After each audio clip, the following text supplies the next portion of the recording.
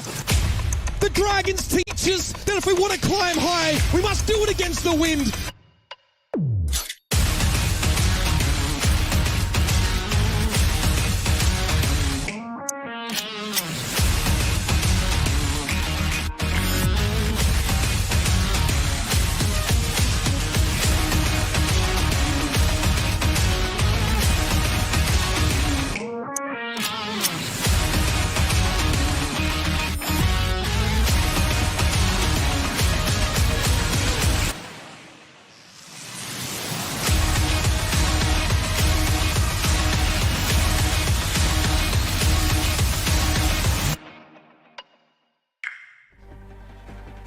Oh, come ye, my APAC warriors. We're in the penultimate day of the Kickoff Clash qualifiers. My name is Trid, and I am joined by Avril to decide who is going to get a spot in the first tournament for the East region. And Avril, today, well, we've already said goodbye effectively to two teams, but there's a lot of contention around that middle of the pack.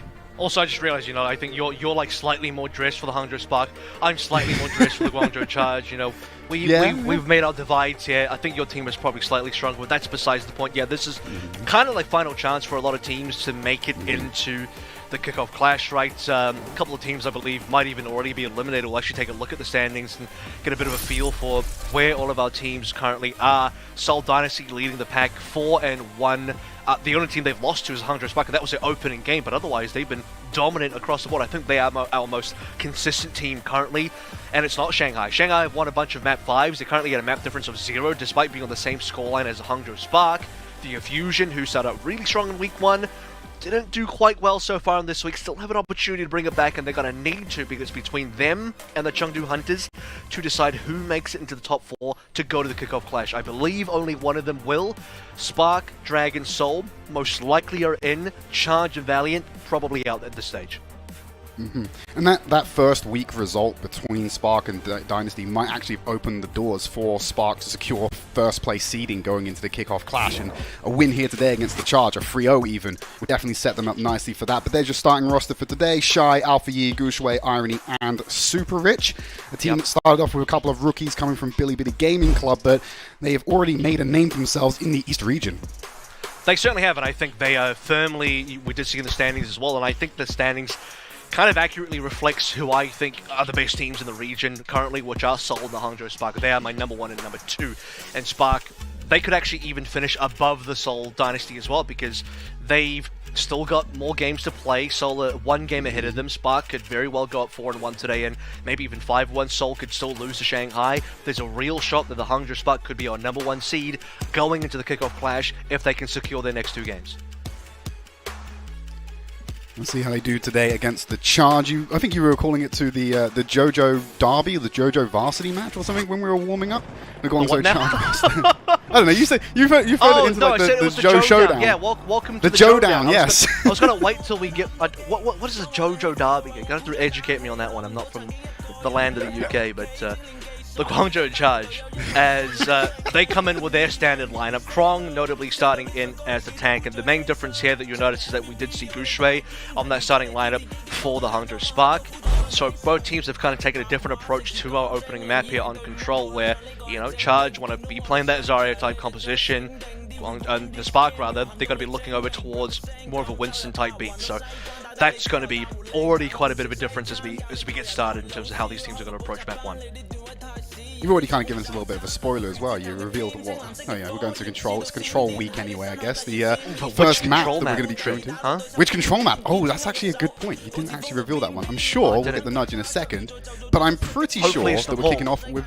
Is it Nepal? No, I don't think it's Nepal. Surely not. It's got to be Lijiang Tower, my good friend. It's got to be Lijiang Tower.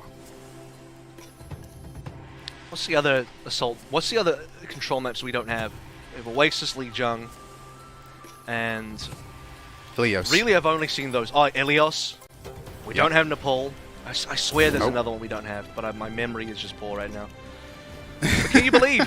Can you believe we're already in week 4? Final week. So actually, only been 2 weeks for APAC. It feels like it's flown by here, but super condensed schedule, right? Like Trid, I think as you are, Father Tridsmus gifted us today one of my favorite rivalries. I don't say this for every rivalry. I only say it for almost all of them. But this is a good one. This is the official showdown. And the last meeting of these two teams was Week 18 2021, 3-2 victory for the Guangzhou Charge. And beyond that as well, part of the reason why this is exciting is that these two teams have such an even record. Guangzhou Charge are 5-4 overall in matches against Hangzhou Spark. That's all time. So over the course of their entire history, 9 total matches. Charge lead by 1. See what happens today. Ooh. Can Spark even it out? Charge going to take the lead even further than that. Starting out a control center. Goose Ray on the Rhine. Krong on the Zarya. Going to be getting nice and close, holding the front line, denying Charge that high ground on top of steps. I'm sure they can rotate around to the point when that eventually unlocks. Struggling to get some charge on Goujue. Irony already picking up and winning that race toward the Nano Boost. They've gone for a nice flank around the side, speed boost to get into position. Barrier down, but nice sleep dart there landing onto Goujue. Separates the fight. Charge have positional advantage, but they've lost far away early on into that engagement. Shy is just peppering damage on the Reaper. They'll try and rotate back around to the point. They keep the contest going. Develop is shut down even on the legs. It looks like first cap going the way of Spark. Yeah, Farway goes down, Develop's on a big flank there, but Guangzhou Charge can't quite use that off angle to secure any sort of meaningful damage or kills. So Spark do as they normally would on a, I guess, mostly brawl composition. As soon as you play the run, you know what the objectives are, you know what the win conditions are. You have to be running down specific issues, you have to be running down specific targets here. And while they do get the very important ones, Irony way ahead of Farway, notably because Farway did die, so it should be seeing the Nano here for Shy. Or Alpha Yi, yeah, given over to Alpha Yi instead. I think they're trying to build up towards that blade. Nice charge in. Choice A1 will pick up Goujue. Alpha Yi needs some healing, but that anti-nade being landed just at the end there will shut him down. This is a good opportunity for Charge to get the flip early on into the map percentage. Yeah, Alpha Yi really wanted to go deep there, didn't he? Choice A1 punishes nicely. Good opportunity now for the Charge to flip it over as they have. Ultimate's coming up in their favor. Farway will be looking towards that Nano pretty soon. And need to see if Spark can get Goose back into action to get a melee range or somebody. Get Shy in there as well. Shy doesn't have bubbles to play through from what would be a Zarya, as you know. Wait, where's Develop? He's up on top of the stairs, pops the tactical visor. Nowhere to hide, but the healing is good enough to keep Alpha Yi up. Choice A1 will burn down Super Rich. He's building up towards that sound barrier. Charge have a lot of tools still to make this work, but oh my goodness, Alpha Yi sneaks up behind Develop. Tries to salvage this one, but Charge will get the flip at 63%. Only losing the one as well, so you know technically the visor doesn't get any kills, but will be enough to allow the Guangzhou Charge to move on up. Develop now changing over towards the Reaper, so this is interesting now where you kind of have brawl versus brawl. Before, when you had both an Echo and a Soldier, you could somewhat meaningfully say that could still be a poke composition. Now Charge are definitely going to be facing up front on against Hangzhou Spark. Nano Blade coming through Alpha Yi. Oh, nice reactions there with the Graviton Surge. It shuts down that big engage coming out from the Spark. Gets the sound barriers out from both teams as well. Choice A1 has the duplication building towards the Dragon Blade of his own. Gets the cut down on the Shy, pulls out the blade. He's looking for the back line of the Spark. Good disengage there, but he's keeping on the pressure. The Mega gonna make sure that Irony does not go down as the trades keep going back and forth. Nice attempt there from Alpha Yi to cut Choice A1 out of the sky. The focusing beam comes right back. Bionade and a Lucio is going to keep that pack alive, and Charge remain in control, and they're about to surpass Spark's map percentage. Yeah, outplaying Goose Ray's Earthshatter there as well. Choice of one gets to play 2 of his best heroes on the same character, duplicating on towards that, the Genji. Nano coming through into Krong as well to save, but Shy's already in the back line. Yeah, they couldn't really react to both of those threats coming out from the Spark, and with no supports for the Charge, this fight is over very early on into the engagement. Nice little run down there from Shy. They'll get the flip back, and Spark are in control, moving closer towards a Nano Boost, the only ultimate in their economy. Yeah, I had to wonder if Fireway didn't quite have a sleep dart there, no ability for them to save themselves from Shy. TP into a Death Blossom. Didn't even need a Nano Boost. It's coming online now for Irony for this next fight. As Spark will need to try and bring that home. The last 20% off a single Nano Boost. Charge don't quite have anything to work with just yet, so Spark are looking in control in terms of being able to finish this one off. Previous Charge racing towards that Graviton Surge from Kron might be the best solution for them. Yeah, it's fantastic coming out from far away. Wasted the Nano Boost, and Alpha Yi will have to go for a Dry Blade instead. Contesting Choice A1 on the outside. The pushing and the pressure is there from the backline as well. To move back to the point. Wait for it, it's 2% off. Got to land it in quite quickly. It's overtime right now. Charge don't want to be giving up the first round here, but they have to wait for the right time to use it. Are only catching out the Shy. Guangzhou dives on the grenade to protect him. Keeps him up as Alpha Yi finds Farway at the back, pulls out the blade, wants to find the Lucio as well. There's no sleep dart to shut him down this time. He goes for the attack, but Develop comes out with the Death Blossom, and Charge will hold on once more at 99%. So unlucky blade for Alpha Yi there, couldn't quite get Unique down. So the Farway was actually killed a little bit earlier on. The Grav lands on 2. Defensive Byronate from Irony keeps him alive. Farway can't quite sneak in his own anti to kind of get those kills onto Spark. And now we're going to hit to double 99s. Charge in the lead, and they have the ultimates to play with as well. Double sound barriers almost for both squads. If Charge survive against the Earthshatter, they should be able to get this one. It's all up to Guangzhou. He lands it. Choice A1 drops down to the ground, chunked after duplicating the Reaper. Will sustain. Oh, gets the grenade in. Choice A1's in the back. Oh, and they find that Earth Shatter shut down like you were talking about, Avril. Guangzhou is now not going to have that impact. Death Blossom gets cut short early by the expiration. Sound Barrier comes out for Unique after Super Rich used it earlier in the fight. This is an invigorated Charge in control of the point. And overtime will tech down. And to Charge draw first blood. Have to say, man, Farway's been doing some pretty nasty things. Shut down a Nano Blade from Alpha Yi earlier on. Shuts down Guangzhou there as well. Byronate just puts so much pressure onto him. The fact that he just, I don't know if he had an off angle there or just caught Guangzhou napping with his shield down for a moment, but as soon as he was tagged with the anti, Guangzhou felt like, I'm probably going to go down here. It's shatter or nothing. Go hard or go home. And unfortunately for him, Charge will just demolish him, prevent the shatter from even landing. That was the real big tool for Spark to get it across the way. Patient play as well, because Guangzhou didn't want to just slam down into either of Krong's 2 bubbles there, so it was kind of waiting for the timings to become available. Charge played that masterfully, so get the 1 round in their favor now. Still 99-99. Mega competitive so far from what we saw on Control Center. Still deviating with the compositions as well. They put Guangzhou over to the Winston this time around. Still running double legs. Alpha Yi sticking with the trace they pulled out right at the end of Command Center as well.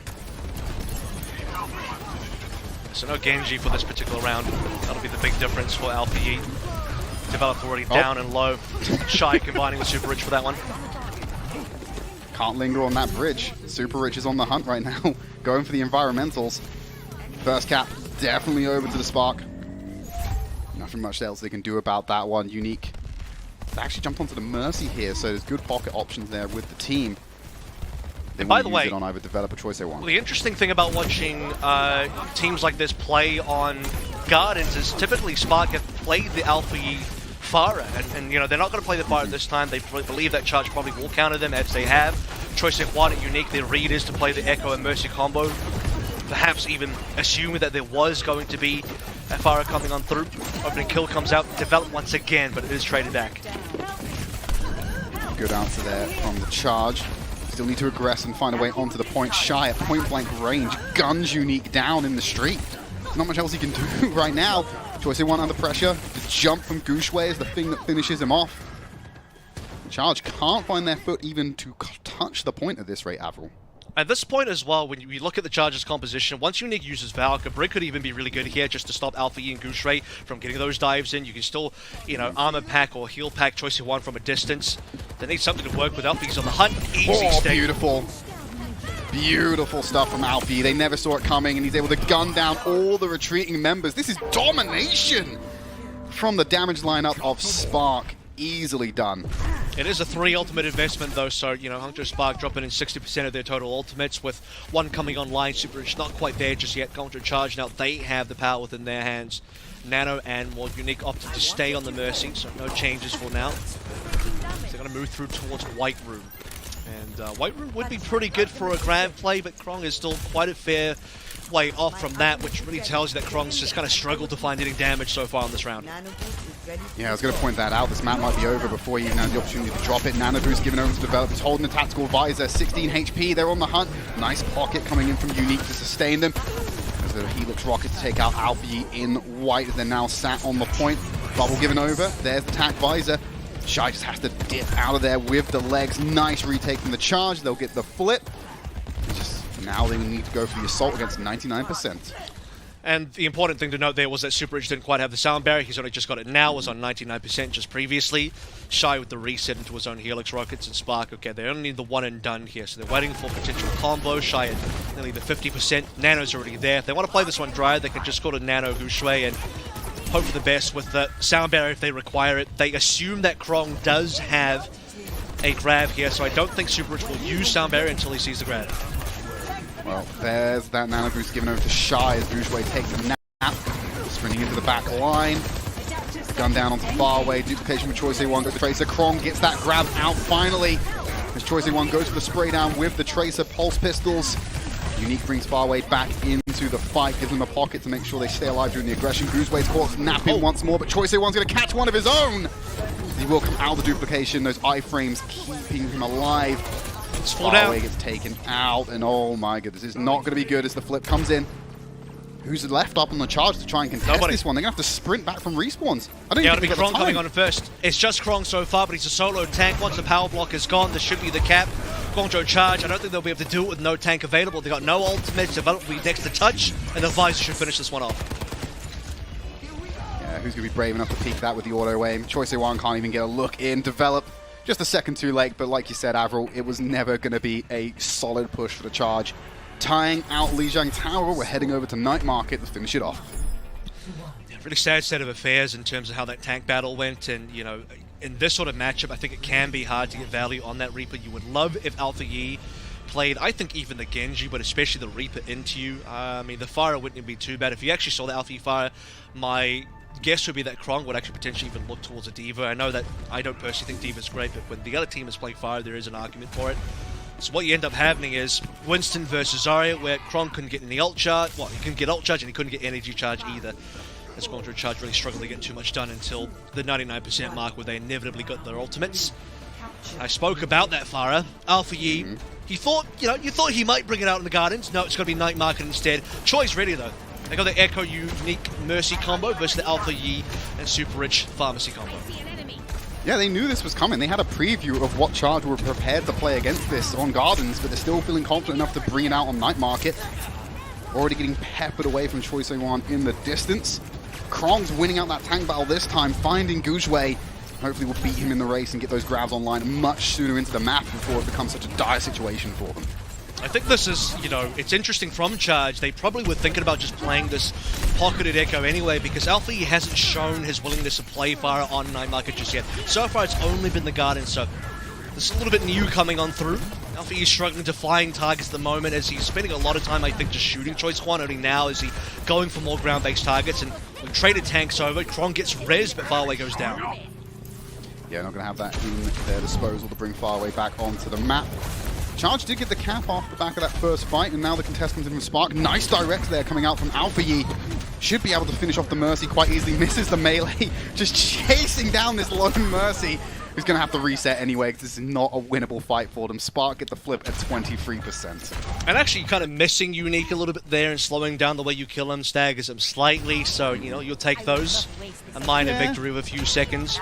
Barrage available here, but really dangerous. I think, we've seen previous games where Alpha Yi does a really good job of controlling space with the Fire, but when he goes for the barrages, it actually costs him his life, so has to be very careful about how he wants to approach those situations.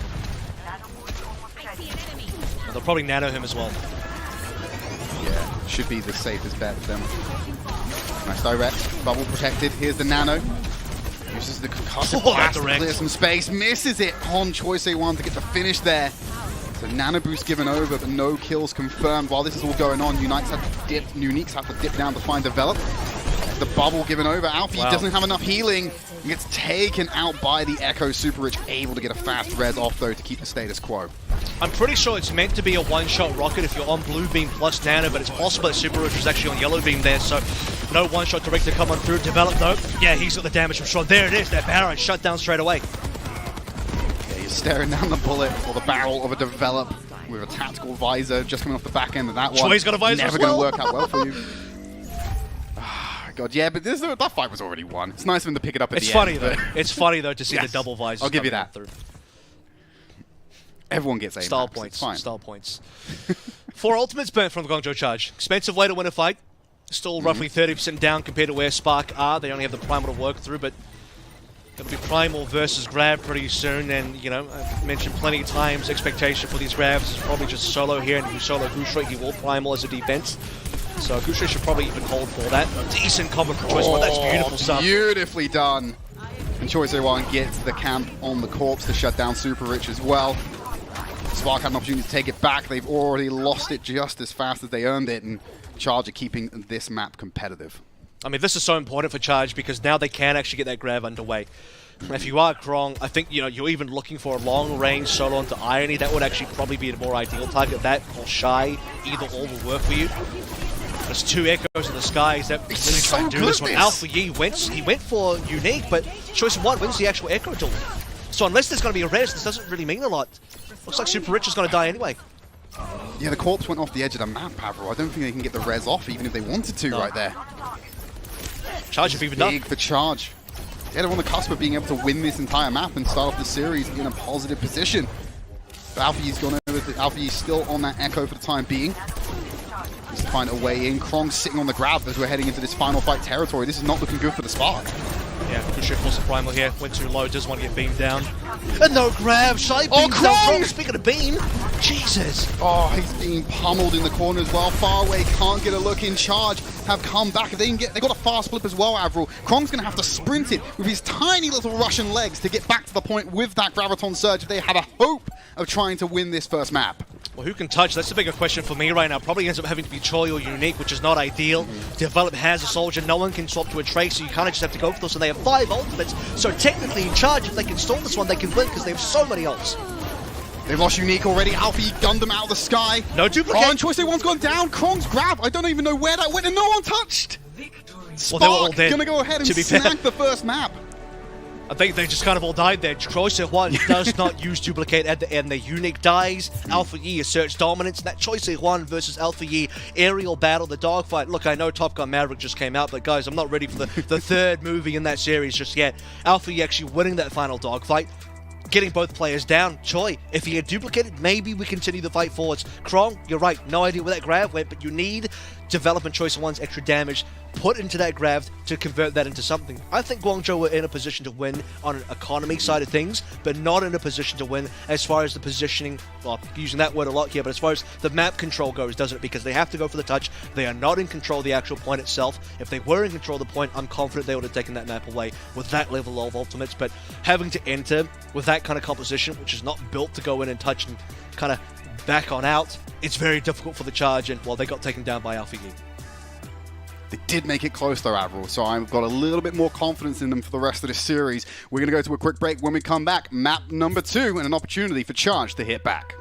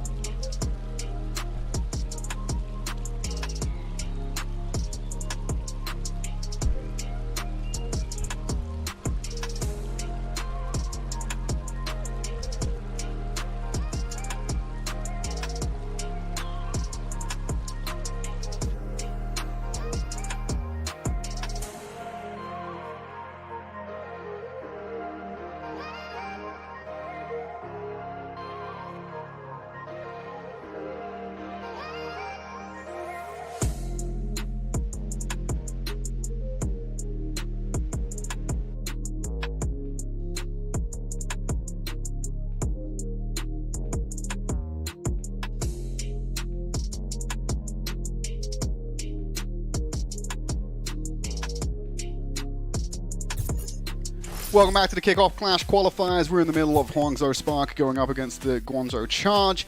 And it's, of course, the Spark leading the series after taking down the Charge on Lijiang Tower. But Charge did make it close.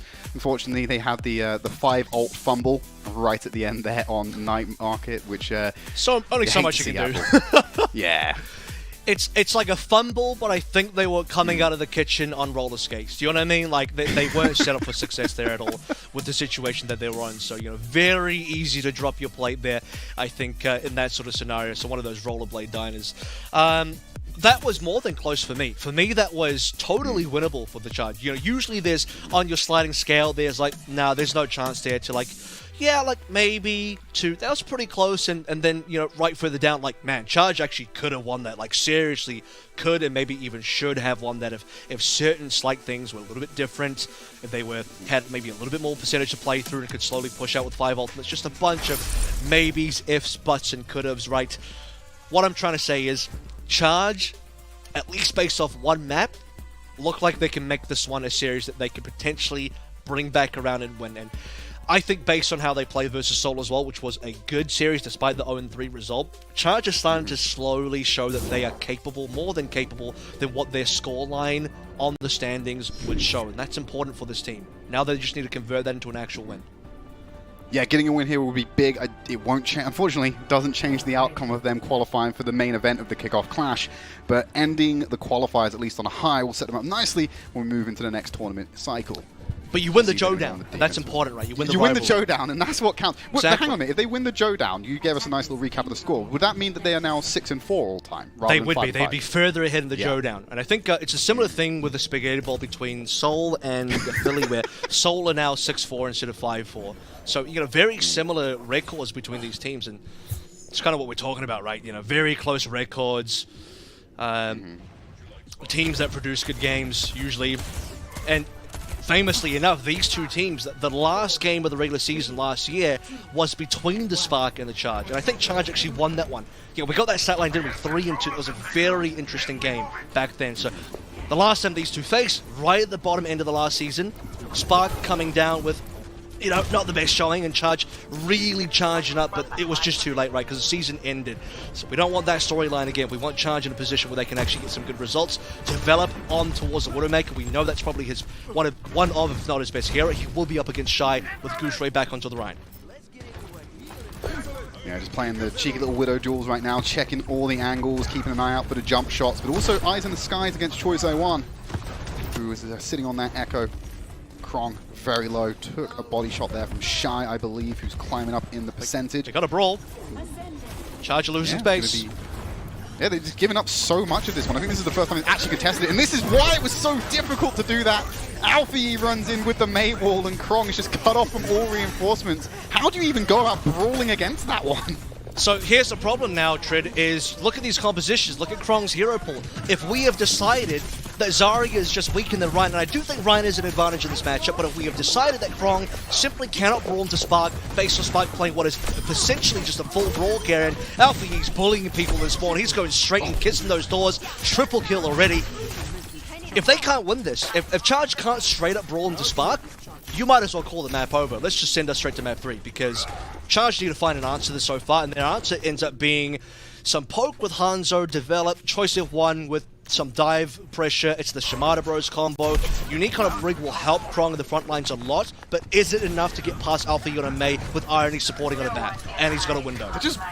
They're just walking in the payload at the moment because of the space that's been taken. Choi Zae-won was the first to break that line, and Shy dealt with him very quickly with a headshot. Choi needs Reaper. He's on the wrong hero. I hate to say it, he's on the wrong hero. He needs a Reaper.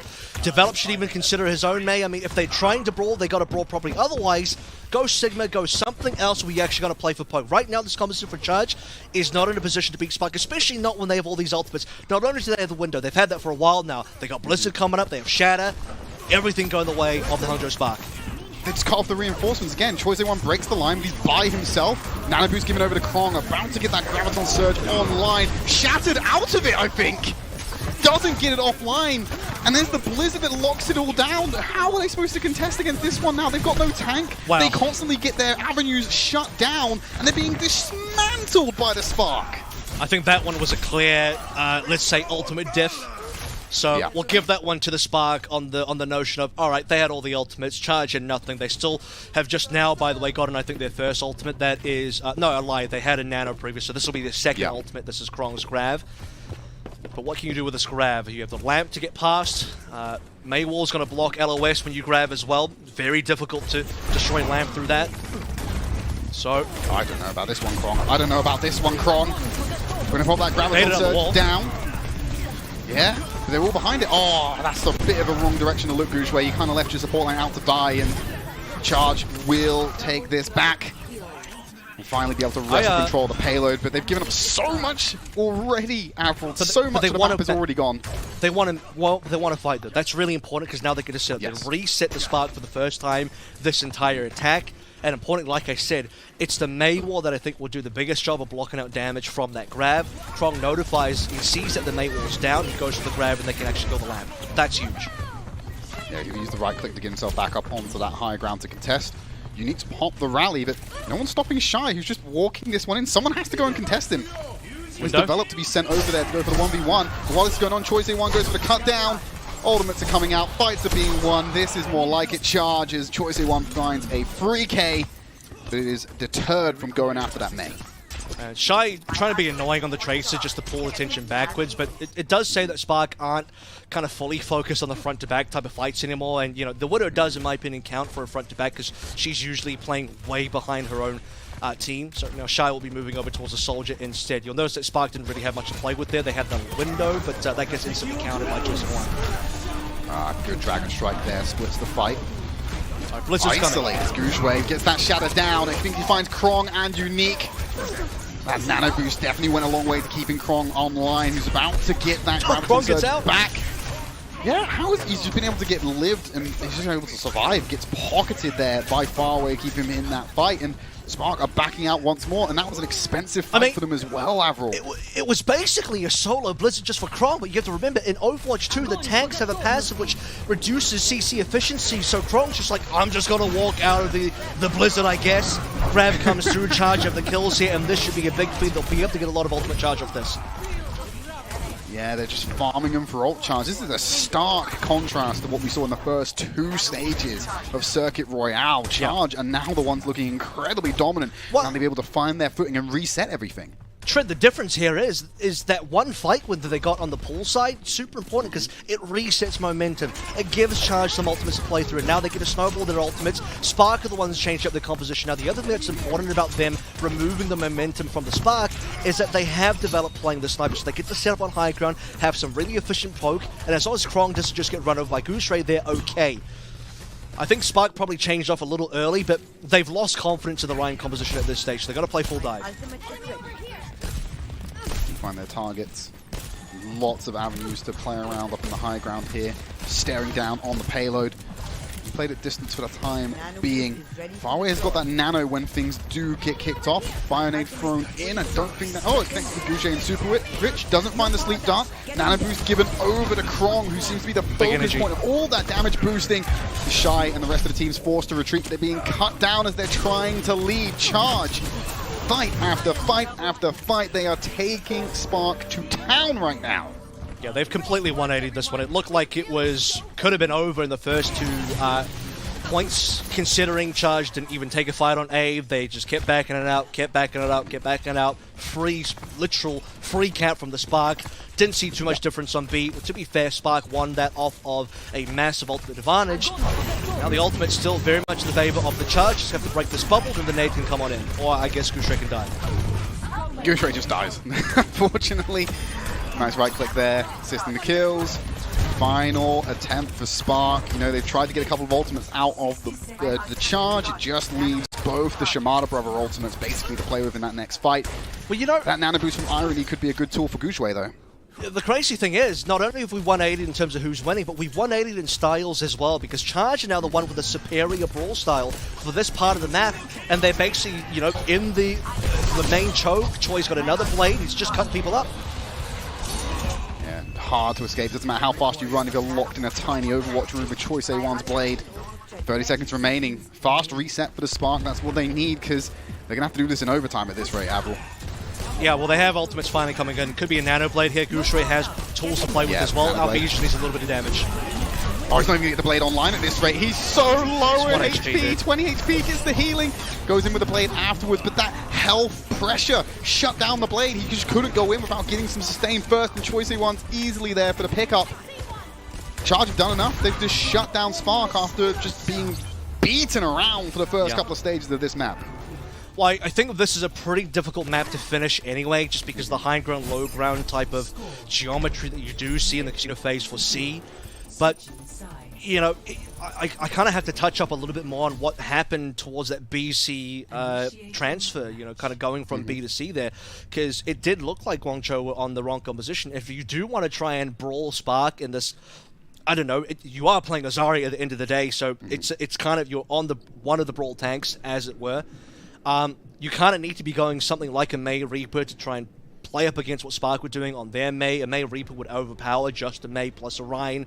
There's the BAP as well. But Charge opted for, I guess, more of a slight poke kind of strategy that also has the capability of diving deep if Choi finds an opportunity to actually go in.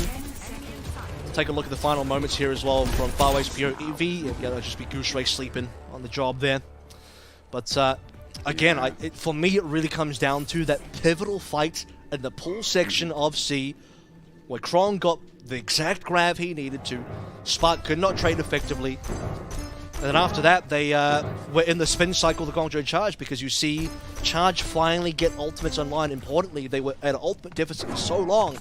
And once they start to get a bit of a roll on with their own momentum defensively, Hangzhou just abandoned their brawl strategy entirely. So at that point, they were going to be behind for the rest of the map because they don't have ultimates.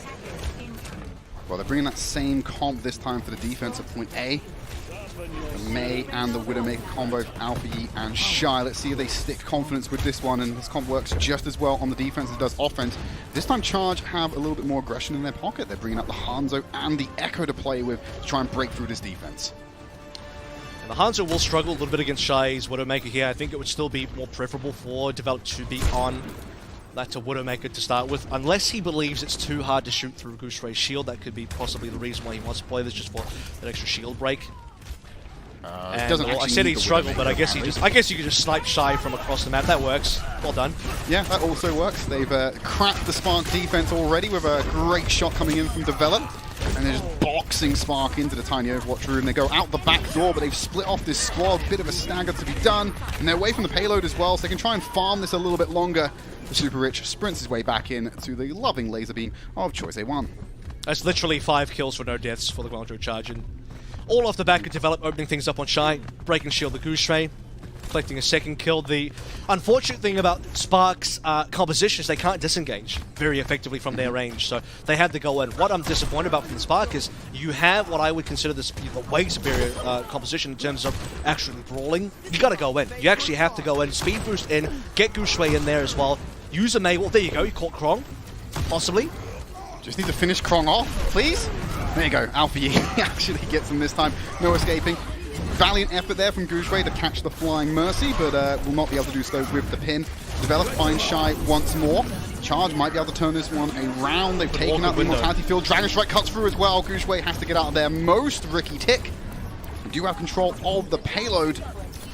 That was not as clean as they wanted it to be. I mean, it's a really weird window, but it actually baits out a Dragon Strike, so we'll have to say that if Shy finally gets a kill there, we have to say that, you know, kind of saved the Spark a little bit in terms of irony. He got justified in terms of Develop also popping one in. Shy finally being on the scoreboard's important as well, because he's actually died to Develop twice now in this defense, and well, Spark just can't quite afford to have those early deaths in a 5 versus 5, but at the same time as well, you know, this is a good position for the Spark to be in. They can play this indoor shop area. There's no flanking routes available for the Charge, so Charge at this rate kind of just need to wait for poke.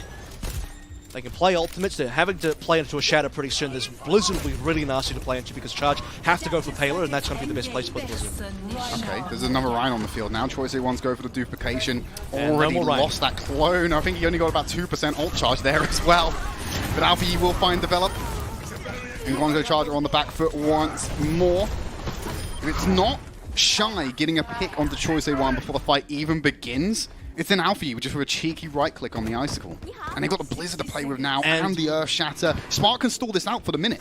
Yeah, I mean, they've had both of those ultimates already, but they didn't need to use anything, right? They just had the Infrasight being popped in there. That was extremely cheap fight. I don't consider Infrasight to be a huge ultimate anyway. Choice of one now going over towards the Genji. So brilliant stuff in terms of you want to duplicate. Cool, duplication instantly gone. He must have dropped shield, and Alfie just got the dink. That'll be enough. Charge are kind of wasting time, but they've got to use this now. They've got to get in with that grab. Well, Krong's close to it. One more tick of damage should do it. Grab online. Waiting for the right time. Zero energy though. Yeah, it's going to be really tough for them. He needs to be able to combo it with something, but Choice One's not having the best of luck getting it done. Development Shy once more. He opened it up. He's keeping him in the game so far on the cusp of getting that time extension. Krong still needs to get that damage online. Got the Graviton Surge, he moves in with it, he's fired out to the back, catches Gooseway from behind when he goes for the retreat, pins there, wall expires just in time, he's going to send him off the map instead! Oh, he times it perfectly! Gooseway gets Krong off the map! He's going to find the shadow onto the developer, doesn't have the damage even with the double fire strike.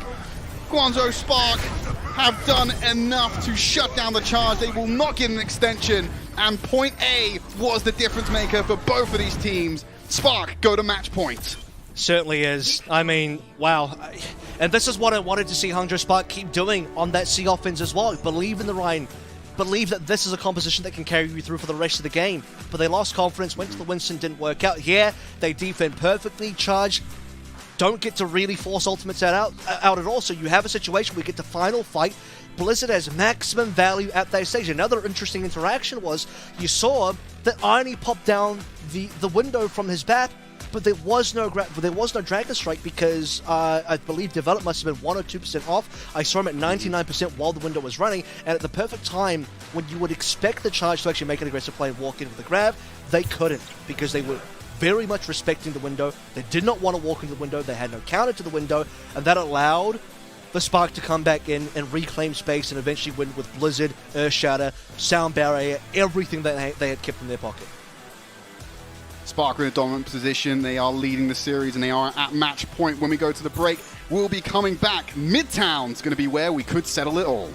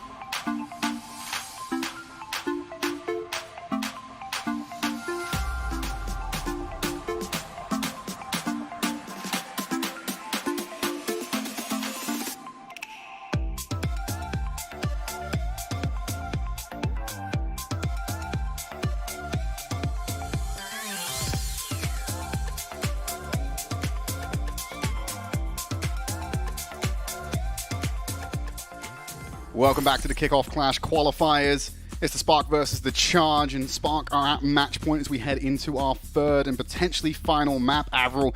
That game, I mean, Charge, they look like they have had some good defense on point C, and maybe we're in a position to turn it around, because that performance at the end of their defense was dominant, but they really struggled to find anything on point A, both offense and defense, when it came to Circuit Royale. Yeah, I mean, we're in a sort of position now where I think Charge looked in a very good position on Lijiang, where they could have won it, maybe should have won that one. But then we go to Circuit Royale, and it was looking great when they hit that C defense because of the huge momentum shift and Spark resetting their ultimates on a new comp. But A and B, that's the talking points, right? I'm going to call that one a slight comp diff, but not even a slight comp diff. I think it's a pretty major comp diff, because Zarya and Defiant at that stage of the map, yeah, it's not a good matchup for Krong at all. So you saw just how cautious and trepidatious Guangzhou Charge were, because it was so difficult for them to engage. So they decided to play a poke composition. Develop was doing its best. There's only so much a single Hangzhou can do after you've killed Shy twice already. Moving on to map number 3, which I hope it's not the last map of the Showdown, because, I mean, usually these games can be really good. Last time we went to a full 5-map series, but now it's not looking pretty for the Charge, and it reminds me so much of the Seoul series, but even more heartbreaking, because here they're playing even better and even closer to how they played versus Spark compared to how they played up against Seoul. So I feel like versus Seoul, they probably weren't going to win. Here, I feel like there should at least be one map in the series. And at minimum, we should be looking at a 1-1. They can still bring one in here. They can still definitely do a lot, because we have substitution. Burner coming in for Gushui. Some fans might be disappointed. You're thinking, oh, but Gushui just won 2 maps, which, by the way, Gushui hadn't won any maps up until his previous series, and now in this series he's just won 2, back-to-back. But Burner's here to play the Zarya. It is going to be Zarya versus Zarya. Not a Winston map, not a Doom map, not a Rhine map. It's a Zarya map, and we're going to have a Zarya mirror. Spark opting for the Genji choice. Choice A1 sticking on the Echo for the time being. Unique also being the only variation here, bringing us the Brigitte instead of the Echo. But legs are on the field. Well, only one is now, as Choice A1 finds Shy. And Spark are going to have to call that offense early as they wait for the respawns to come in. Well, that's the good news about attacking. You can go down early, but you'll just reset. Choice A1. I mean, you can definitely do some cool things with the Echo here, notably, as you can see, just sort of popping up and down from that train bridge area. That'll be the main strength of the Echo compared to the Genji.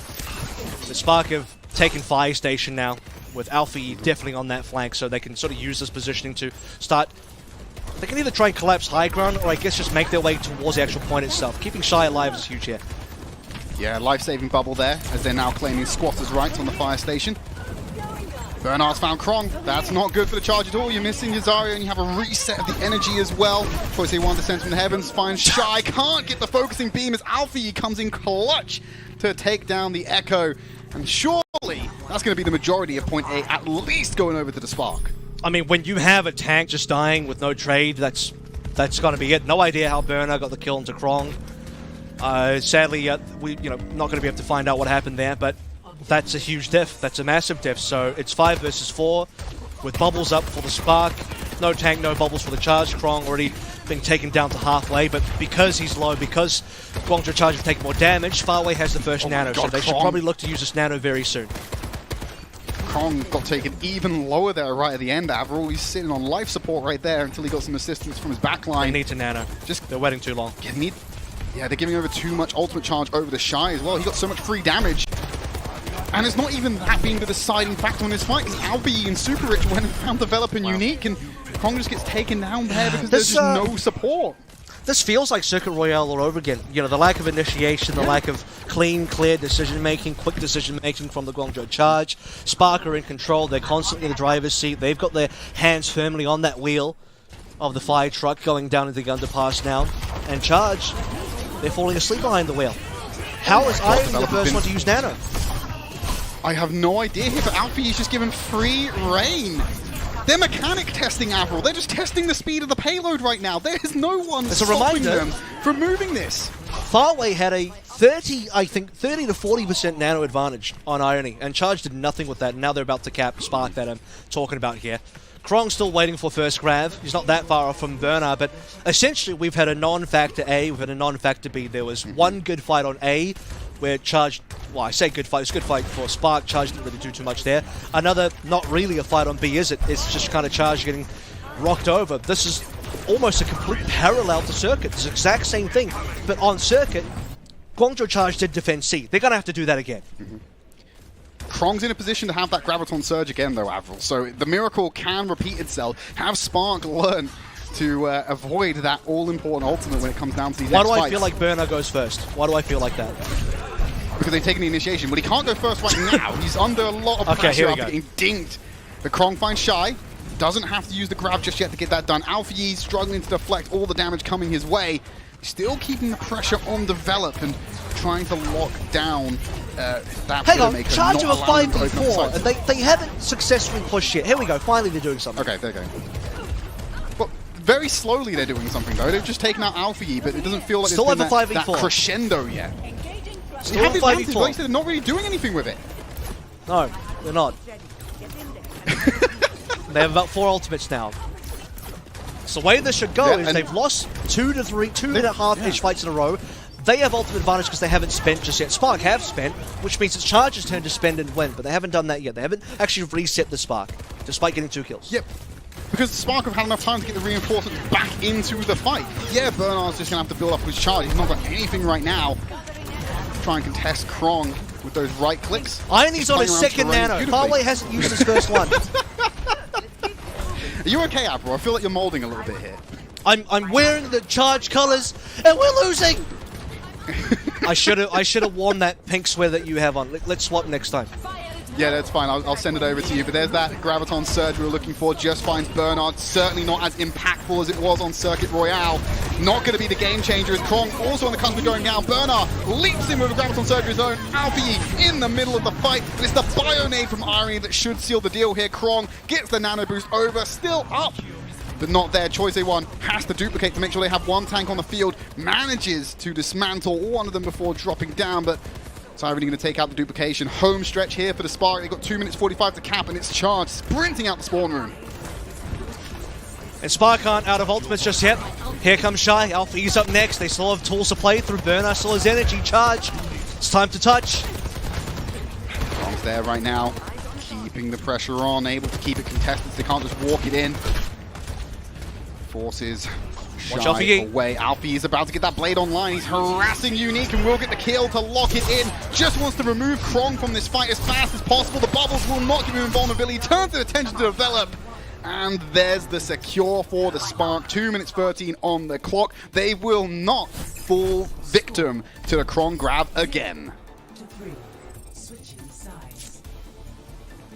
Nope. Which is a sad set of affairs when you think back to Circuit, because that that C defense was the one shiny beacon, that was the one good time for the Charge to kind of, here's our win, we're finding fight wins now, we're going to prevent the full cap from coming on through. They're attacking side, so here's what needs to happen on the attacking side. Definitely need to be very decisive compared to defense, where it felt like even twice in a row they had a 5v4 advantage, had no confidence to push on in. You're on attack now. And I mean, the attack version of not pushing on in is, I guess, staying in spawn. So they kind of need to do some stuff. They kind of really need to be the team that can be in control and pull the trigger, because they're just, the safety's been on, Trid, the whole time. Safety on that gun has been on the whole time. Time to take the safety off. They're waiting for the Field Marshal to yell loose so they can let the arrows fly finally. And just no one's doing it. Were there field marshals in the Middle Ages to yell loose? I don't know what the correct role would have been. Have you combined two separate periods of history here, Trid? Well, you could have had a field marshal in the past. I don't know. Military history isn't my strong suit, Avril. Hopefully you can fill in the blanks here.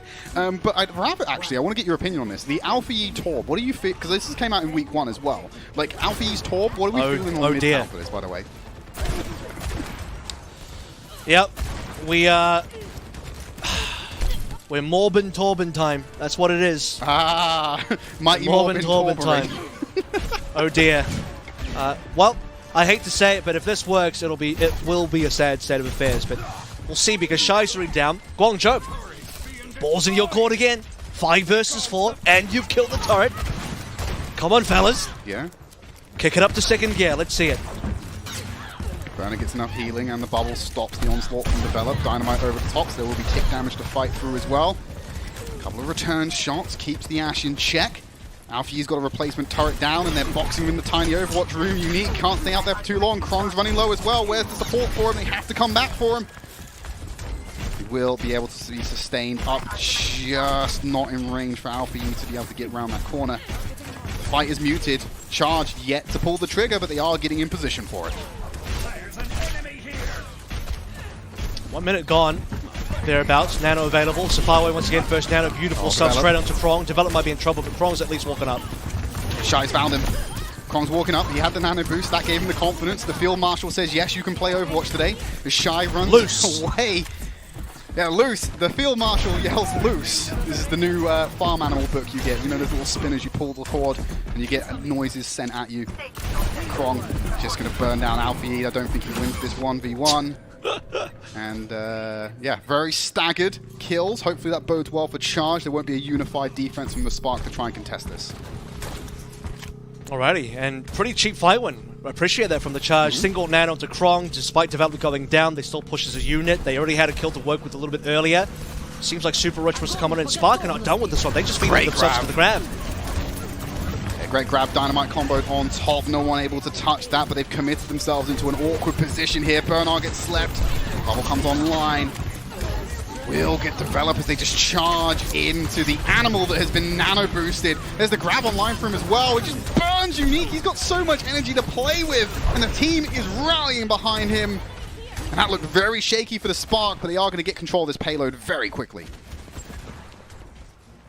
So the cap did actually come on through, which is very important there. Spark try as they might, they couldn't prevent that one, but they did actually bait out a couple of ultimates. So the important thing for Spark there is they might not have won the fight, but they make it expensive for the Charge to say, look, if you are going to cap this one, you're not going to get it for free. You will have to spend ultimates, and now the ultimates for the Spark are online. Notably, we are also going to see the Molten Core, and with the Molten Core, it is mighty Molten Torben time.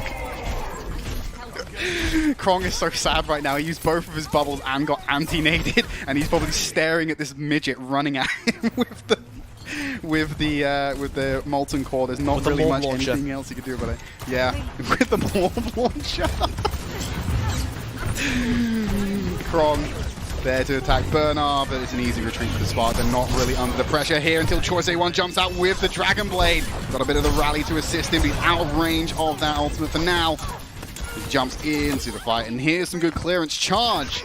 Avril, for some reason, they figured out they're allowed to play Overwatch. They're allowed to do things without asking for permission. Well, what I think is good here is that Charge are blessing us with some highlight clips from Midtown of their performance after the match, so that's good. You know, we need some good Charge clips afterwards. It can't just be Spark clips, right? So can we get this cap, though? That's the important thing. Krong has Graviton Surge online, so far it's the only thing that worked through. Spark have a decent amount. Nano Visor to be the main play here. The rally should be able to slightly counter the grab, or not so much for Burner. Too much damage there coming in. You had a Zarya, you had the Helix Rocket. Shy answers back by taking out Krong, so both tanks traded. Spawn advantage in favor of Sparks. They will have that numbers advantage until Develop opens up on Super Rich. Shine Alpha answer back though. No supports for the Charge. This will be them claiming the payload right on the cusp of a point B extension. 2 minutes still. Spark in position to bleed this time and down. I think even potentially to OT.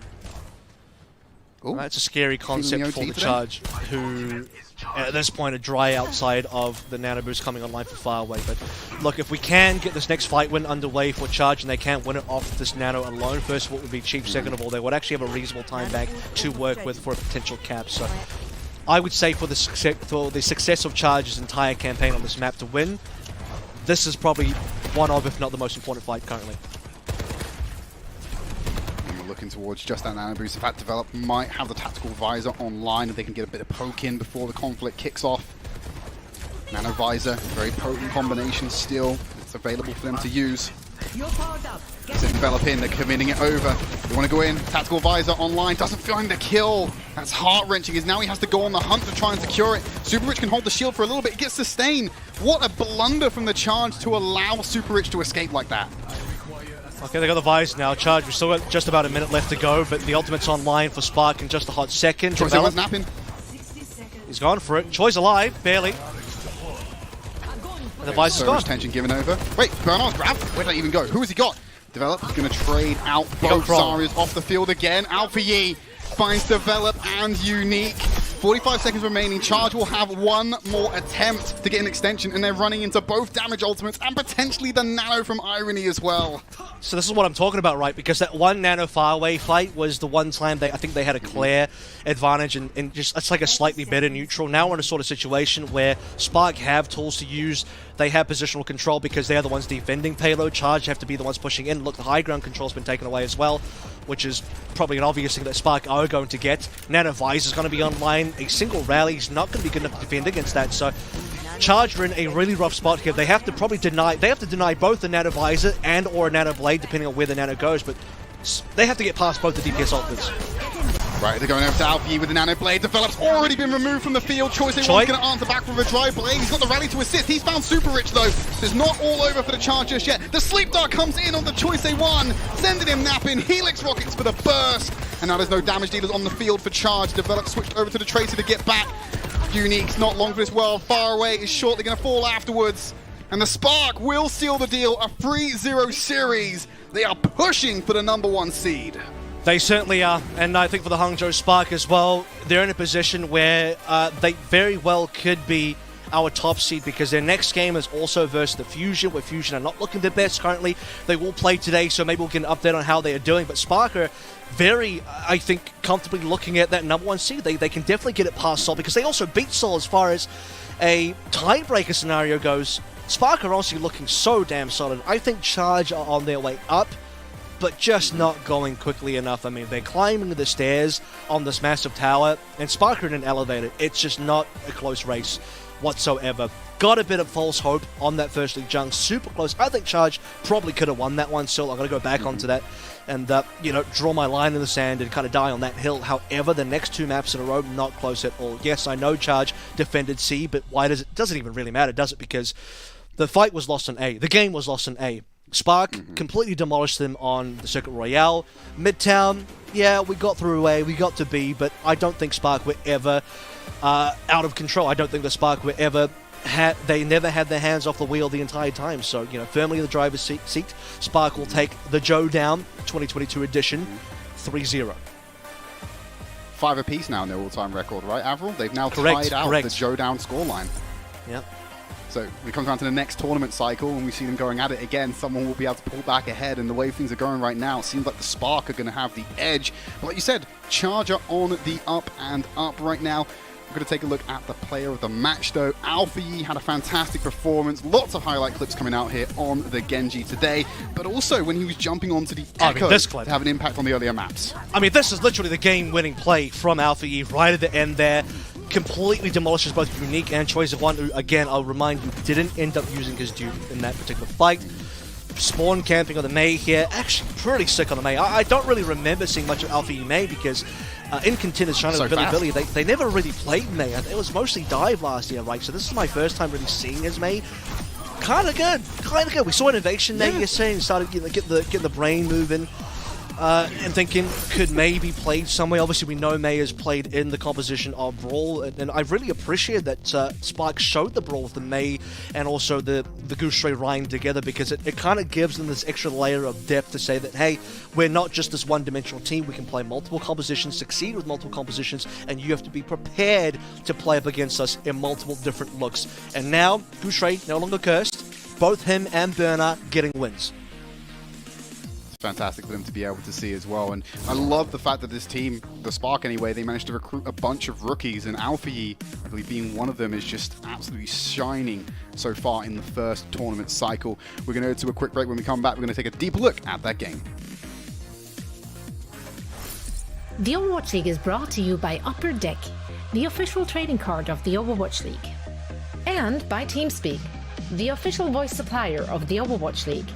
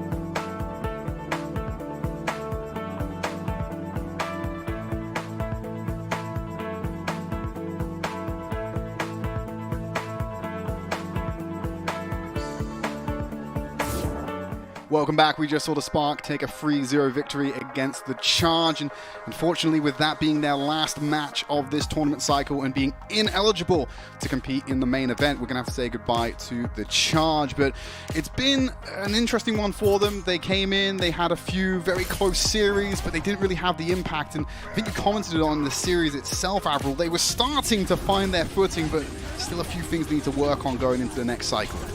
Absolutely. I actually didn't even catch that clip earlier, but somehow Choi just, did he deflect the shadow? I don't know what happened there, but survived in any case. Yeah, look, this first map was actually super competitive back and forth. It seemed like Charge were off to, you know, they were coming off quite a bit of furor from earlier maps and matches where they had come close and had some competitive games, and this was, as I described it at the time, more than just competitive. I felt like it was even, you know, winnable, especially winnable. But as the series went on, things only got worse, and now we kind of have a bit of a retrospective look on Charge's first tournament qualifier. They are the first team in APAC, by the way, that have played all 6 games. So they played Chengdu, Philly, Shanghai, Seoul, Hangzhou, and also Valiant. So they did actually have a win. They are 1-5. They beat Valiant in their first outing. Actually looked decent, you know. the rookies were good. Choi is regular Choi. You know, Choi will always be kind of dominant. He's, I think, the best player on this team by far. Not a good look versus Chengdu. Chengdu kind of demolished him. Same thing with Philly. You know, that was kind of Philly's sophomore game. Get a brisk one versus the Guangzhou Charge with not a lot of resistance being put up. And it was the Shanghai game as well, right? But that one, I think, was a real hope game for the Charge, because even though they beat Valiant, we still weren't sure about the Valiant. They weren't that kind of super competitive team. You were still looking in the eyes of the old Valiant. But getting a 2-3 versus Shanghai feels really good. They had a reasonable showing versus Seoul despite being 0-3, and then another 0-3 today versus Hangzhou. So 4 out of their 6 matches, Trid, are 0-3 scorelines for the Guangzhou Charge. So a lot needs to be done between now and the next tournament cycle in, mid-season madness, for them to kind of figure out. We also haven't seen Eileen yet, so I don't know. He's chilling. He's been chilling. We'll have to see what happens there. Yeah, and for the Spark, they still have one more match to play. I believe tomorrow they're going to have their final match against the Philadelphia Fusion, which will be the decider, actually, if they can walk away with that first place seed, which I think they're more than capable of, Avril. I mean, they've taken out the raid boss of Seoul earlier in the tournament, right? And I think it's more than possible as well, because Seoul have to play up against Dragons. So here's the scoreline right now. I'll keep this brief so we can finish this one off. But Spark are at 4-1 plus 7 map differential. Dynasty 4-1 plus 8 differential. Only 1 map separates these two teams. But Hangzhou, I hate to say it, Philly fans, Hangzhou have the easier game compared to Seoul. Seoul have the more difficult game. So it's very likely, even if both teams win, Spark will probably have a better map differential. They are very much within contention of getting a first seed. That's really cool to see. I'm going to rat on you to Bad Patch Amari, and he's going to make a meme about you doubting the Philadelphia. No, he loves it. He's a masochist, and he loves it. All right, that's all for me and Avril for today. We're going to go to a break. When we come back, we've got the Dragons versus the Hunters, and Lemon Kiwi and Leg Day will be there to take you through all the action.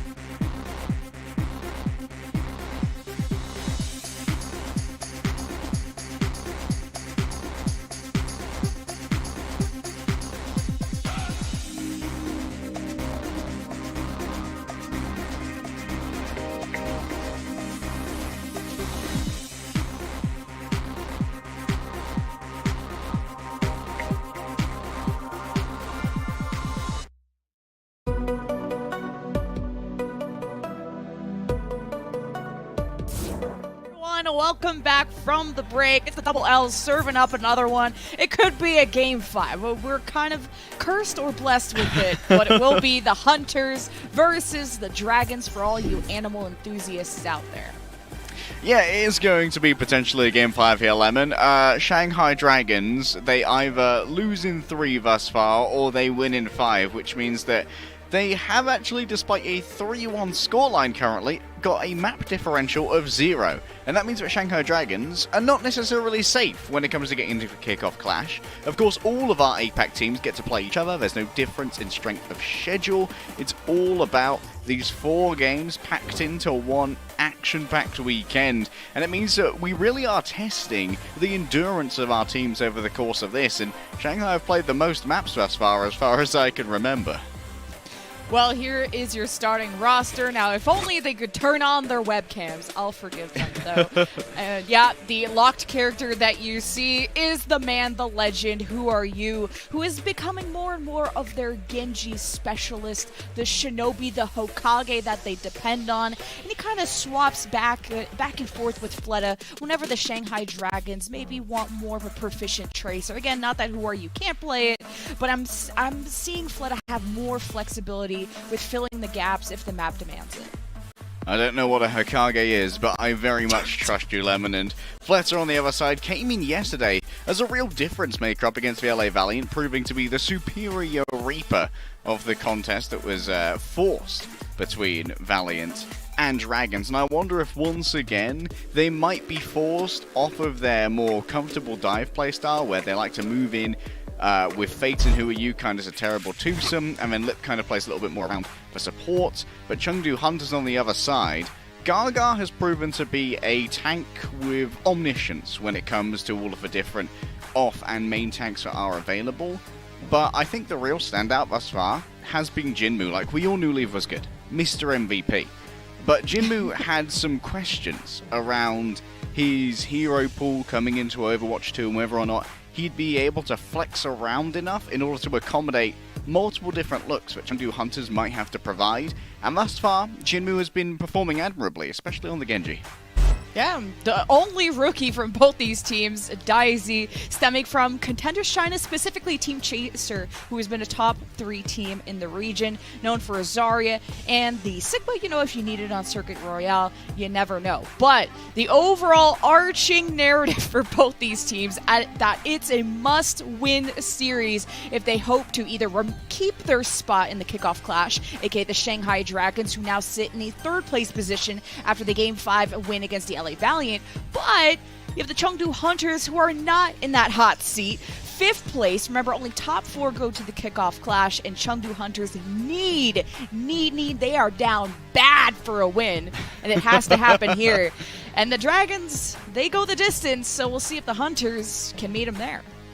Interesting, Lemon. The last time these two met was in a kickoff clash-esque scenario in one of our tournaments last year, the Summer Showdown. Shanghai Dragons defeated Chengdu Hunters in the final 4-1 and denied Chengdu Hunters their first trophy as a franchise. And that means that Shanghai Dragons here, they're coming in against a team that very much remembers that. Like you said, there's only one rookie in Daidza, who is on the Chengdu Hunters. Both of these teams know each other very well, and a lot of the Chengdu Hunters remember what was denied to them by Shanghai. And our first map is almost ready to go. It will be at Lijiang Tower. Then we go to Circuit Royale, King's Row, and etc. after that. So both these teams fresh off a W. It was Chengdu Hunters won against Philly, and I know we were even talking during the break of just the surprising that the Philadelphia Fusion, just with how much name values on that roster are just coming off short, but even pointing out to other series that we've talked about in APAC that all of these matches are happening during 2 weeks. So if you have a rocky start at the beginning, there's just not a lot of time for the coaches to really identify those mistakes and help the players improve in time. So it's about really who can adapt the fastest, and I'm really wondering where Chengdu are going to settle when it comes to our rankings, because their only losses are to the Spark and the Seoul Dynasty, which are incredible teams. Yeah, I think that the compact schedule for a lot of teams, 4 matches in 1 week, unless they played 3 last week, in which case they only have to do 3 this week, is that, like you said, if there are problems on Thursday, the time you have to iterate, to patch those holes to improve, is incredibly limited. Not just physically, Lemon, but you also have to try and budget in the time of your backroom staff to allow your players time to rest and recuperate. You can't, like, have them running exhausted, like, okay, good job on that 5 mapper, but it's time for 4 hours of VOD review, boys. Like, No. man, I want to sleep and eat pizza. It's not on. And you can tell that, like, a lot of players will become very stressed through these 4 days of intense grind, having to play an official every day, because playing an official match is obviously the most stressed that a player will be, even if they are naturally adept at this, which of course all of these players are. This is where performance is demanded, and every single mistake you make is going to be under the microscope, not just from your backline, but from the enemy team trying to exploit that, and the fans as well. And all of these players are heavily interfaced with their fandoms in their home cities as well.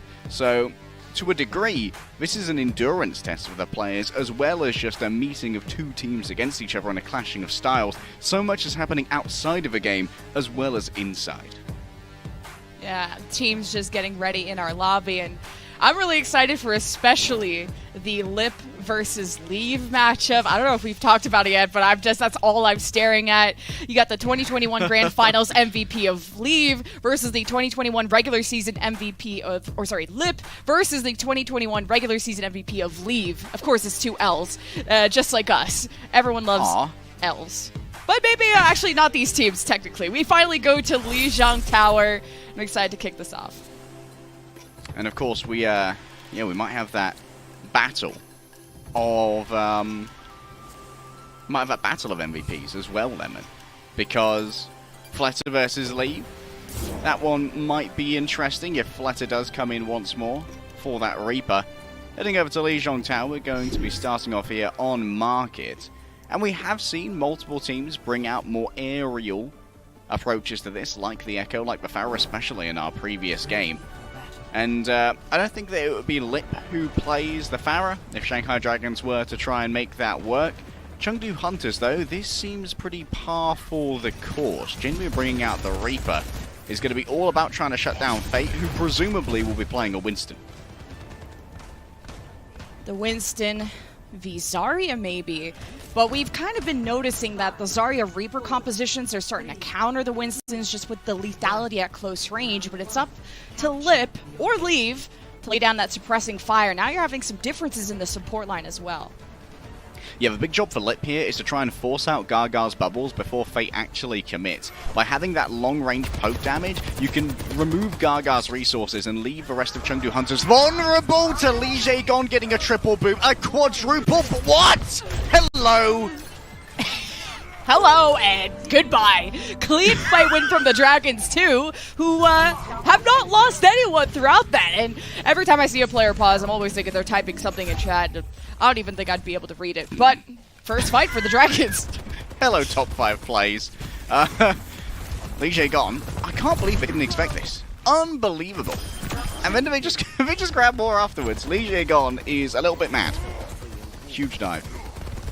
Now Fate slaying the bubble in the middle of the Hunters. Who are you? Just couldn't get away from the damage. Hunters just really stuck at their main choke as the Dragons rotate between the point and that main choke. Lip versus Leave again. See Dragons taking a more passive approach around the Mega after losing Izayaki, so the Hunter's going to take advantage of this and going to the point.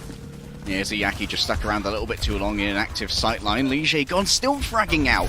At the moment, I think he might have up to 100% of the final blows. There we go. Who are you picks up 1. And Li Jaegon's looking for even more. Hello, me again. You didn't forget, did you? Stay away from those edges. You tried to, anyway. Now the Dragons, now they're stacked full of ults. Way before the Hunters have theirs, the barrier, the primal, so Fate's going to want to play aggro. Just not really showing his face, and why would you? You don't want to get close, at least in hug range from Jinmu, not in these times. Lip has the visor and might not even need it with that pick on the Jinmu. How did this happen? The Dragons are going to go for more, and it's another clean team fight win. The Dragons are looking flawless. And a clean team fight win with nothing invested, Lemon. Shanghai still have 5 ultimates. This is looking absolutely dire for the Chengdu Hunters, because they're going to have to get their ults in medias res here. They have to be generated, and Lips already moved forward with a Nano Visor. Lips at Chad, I can't believe this. Primal and Hunters tried to fight back, and you can't even blame them. It's 90%. The Hunters had to use ults there. You're gonna Primal Rage and Spot. Who expected the Dragons to be spot holding the Hunters? We're OG beating the Hunters! I'm losing my mind. 100-0 Dragons. Let's all forget that happened. The ults at spawn were so prevalent, but who are you actually just got trapped inside the Chengdu spawn by the closing door on the dropsick? Shanghai Dragons have come out here, Lemon, saying, no. We're not going to do another 5-mapper. We're the reigning champions. And we mean for you all to witness this. And Chengdu Hunters as well, they should have had a little bit of an inherent compositional advantage in that first fight, from being able to move into a Fate who definitely wouldn't have Primal using a Bubbled Reaper. But Li Jae-gon, with that quadruple boop, secured Shanghai Dragons the defensive position they needed to continually control the fight, and that's what you need with a Winston-Genji combo. Being able to choose when and where you fight. Gaga has swapped over now to the Doomfist. The Zarya is a thing of the past. Yeah, Doomfist inherently does counter the Winston. You just can bully him around. You see Gaga's attention is just all going to Fade as everyone's trying to back up Gaga. He steps into the Winston bubble, and the Hunters just don't know what to do to help out in that situation. The Dragons take another fight, and Hunters, I haven't seen a fight win yet. Yeah, it's a little bit dire for the Pandas, but it's okay. There's still plenty of time to iterate, and the last time that Chengdu managed to almost win a fight was when Izayaki actually overstayed their welcome on a longer sightline against Leave. You cannot underestimate the MVP. Another pick, and Ginny Poo, we gotta have a meeting, darling. Why do you keep getting first blooded? Okay, I wasn't gonna put too much blame on you when you were on the Reaper against the Soldier. The range just not in your favor, but he's swapping to the Genji, hoping he can get a deflect, a dash, and reposition before he dies. But the Hunters are set back for a few seconds. They'll rotate to White Room now. Honey, it's time for you to get first blooded again. Yes, Dragons, who are you? Nanoed slices through. The Shurikens are simply too strong, and while Gaga might have a charged fist, unfortunately you're punching a concrete wall, and the wall always wins. Yeah, this is looking like a 200-0 map. So what have you been up to like that? No, I'm just kidding. So now we got a Nano Smile. So are we giving this to Leave? Are we holding on for Visor? Do we give it for Gaga for some kind of frontline? Hunters have a lot of options. Hunters do have options, but what they do not have is secondary initiation. They have the Nano. Beyond that, these ultimates have to be generated mid-fight. Gaga's coming so deep here, and he's dead already!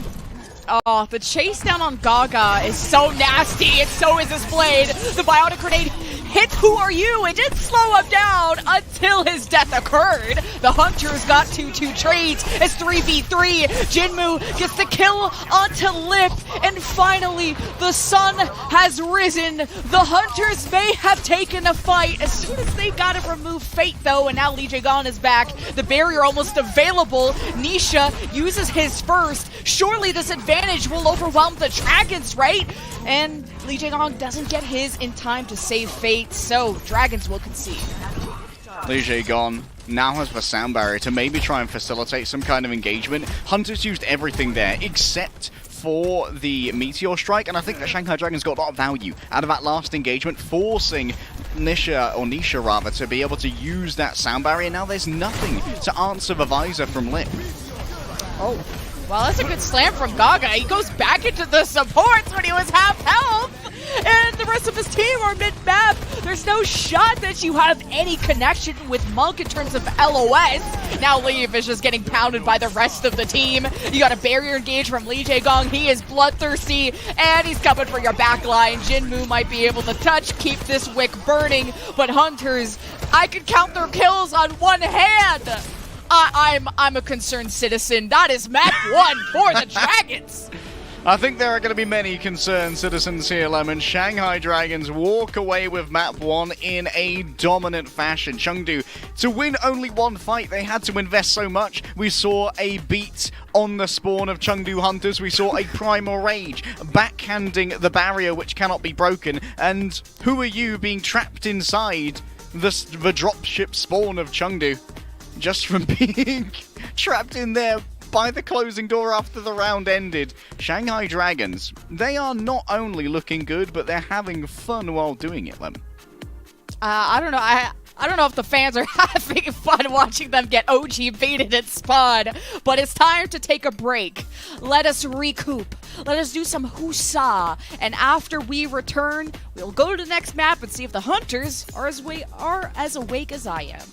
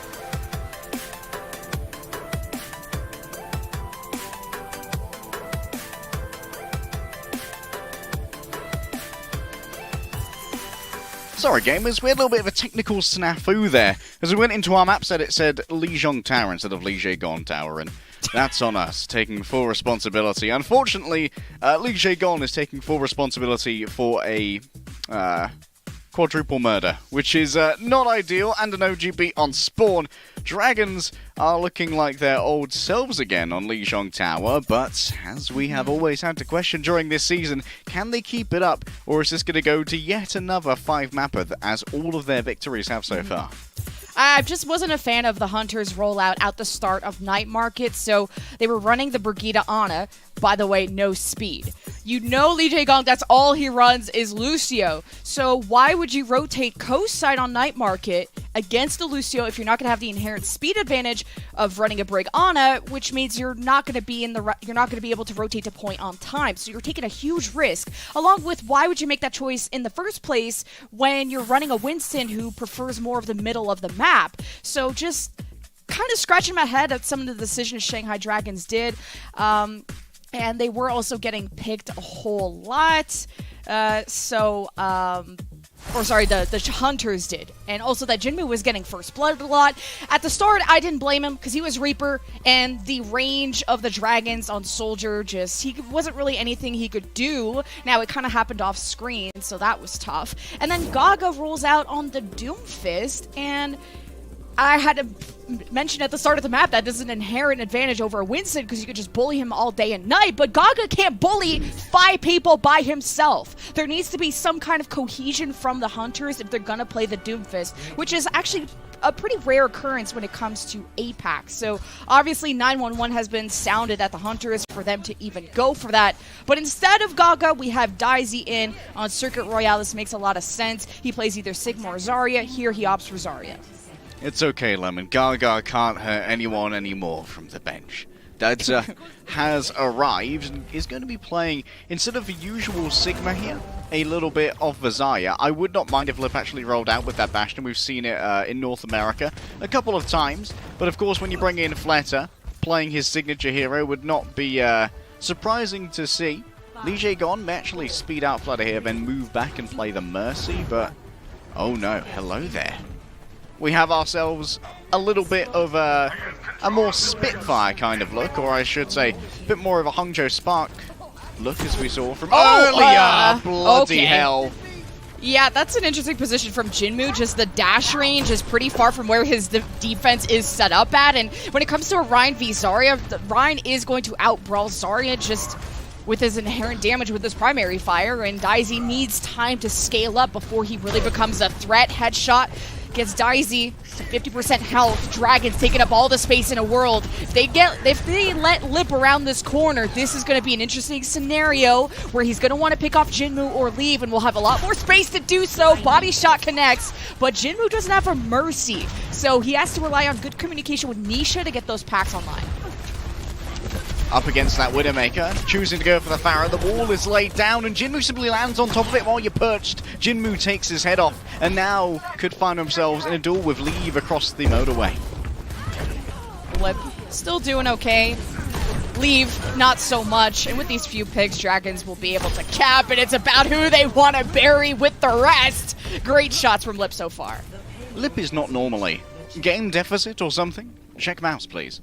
He is at a frankly uncanny level of percentage headshot hit. I think it's about 70% at the moment. I've only noted one body shot, and that was onto Jinmu. Might have actually been 2 body shots onto Jinmu, but now look at this. Once again, Shanghai Dragons playing the same way that Hangzhou Spark did, forcing Chengdu to move through these narrow chokes straight into Void's hammer. And it's interesting that we've seen Void come in here, who's not a main tank player, but picking up the Reinhardt. Jinmu's wrapped around the back, and this is pressure?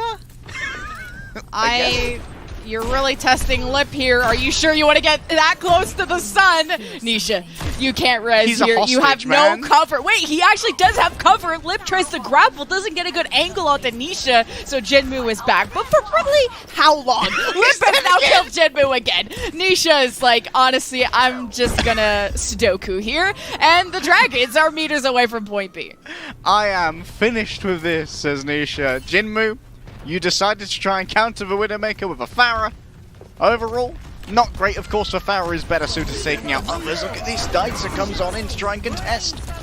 You do your best. You got a nano. You got the, I wouldn't say the sustain, but you at least have damage mitigation. Jinmu is going to maul at this point. He cannot get Lip off his back, but the grab. Daisy saves the day. The 3K and the cart contest, all thanks to Daisy. I don't think that was a great grab, though. I think that Chengdu had already won that. But now Daidze no longer has the ability to really force an engagement here from the Chengdu Hunters. They have to rely on Jinmu getting an opening pick and Leave forcing out early resources. Remember that Fletter also has access to like walls for locomotion. I think Leave is currently behind the Shanghai Dragons on the high ground, just behind Watch them. out. Jinmu is in your backline again, and Nisha's like, not again, please. I don't want to go through this again. But Jinmu still lives. Can't say the same for Leave, who blows himself up. He had a 4v4 as the Dragons hope to close the gap. And it's up to Lip to get the picks he did in the previous fights, but he barely has the space to operate because Jinmu is now taking more safer off angles instead of like the Narnia trip he took last time, and the Hunters are chill for now. Yeah, Jimmy's also taking timing on these angles as well, which means that once Lip engages, Leave has demanded attention from Lip. And that means that it's much more difficult to really keep your crosshair on Jinmu for an extended period. Chengdu Hunters are much better understanding how they want to take these fights timing-wise now, as Flatter has moved over to what I call the Versace Pharaoh, or the Echo, to try and find themselves an aerial duel with a pocket still from Li Jaegong. I think the Echo is good against Pharah because it has a lot more burst potential with the focusing beam, so you can actually kill the Pharah before the Mercy's able to heal it in time, but it's only if Fleta can get close enough. He's actually below Jinmu and starts harassing it. Or at least somebody who was on the high ground. Jinmu's further away. Now the Hunters unleash the tactical visor. Leave might even drop towards the cart. See if he can slay the backline. Slay Queen. Yes, he does. Izuyaki's down. Li Jaegong flies away. The Dragons are the attacking team, by the way, and they're on the card. The Hunters, the major flank is paying off. They've split the Dragons in half. Lip has gotten the attention of Li Jaegong. Void is back in the picture, and the Hunters really struggling to stabilize here. Eventually, though, the high ground is recontested, and once more Daidze has access to the Graviton Surge. If you can force bubbles out of Void, solo grabbing Void here is definitely on the cards, because there's no real defensive ultimate to deal with it, and there it is. Grab right into Lip, charging right up to 100. Void is alive and well. But I don't know if the Dragons really want to fight this. Now with Izuyaki gone, the backline of the Dragons is just so exposed to that high ground of the Hunters, such a dominant position. So I wonder what is going to be the answer to the Dragons, for the Dragons, who were just meters away from capping on that momentum push at the start, and now it's a challenge. Yeah, when you think momentum, Lemon, the shift here is frankly remarkable. Shanghai Dragons barely even registered there was an enemy as they moved through the first point, being able to camp Jinmu on the flank when they were with Nisha as well. But now Shanghai Dragons moving up through this high ground is so difficult because Leave presents a real obstacle, as well as Daidze, who often just engages into the backline to bisect to Shanghai, who have long lines of communication here. Oh, the nano to Fleta. Leave received the bubble, but he's down for the count. The rest of the Hunters disengaged. Dicey a little bit split from the pack. That's an easy collapse for the Dragons. The Valkyrie, just all of that extra damage boost too assures that the Dragons just have such a huge advantage in this fight. And that's dangerous for Fleta to be slept there, and you see that Void steps up to take aggro. A few more seconds for the Dragons as they now approach point B. The Hunters coming back real quick with a visor.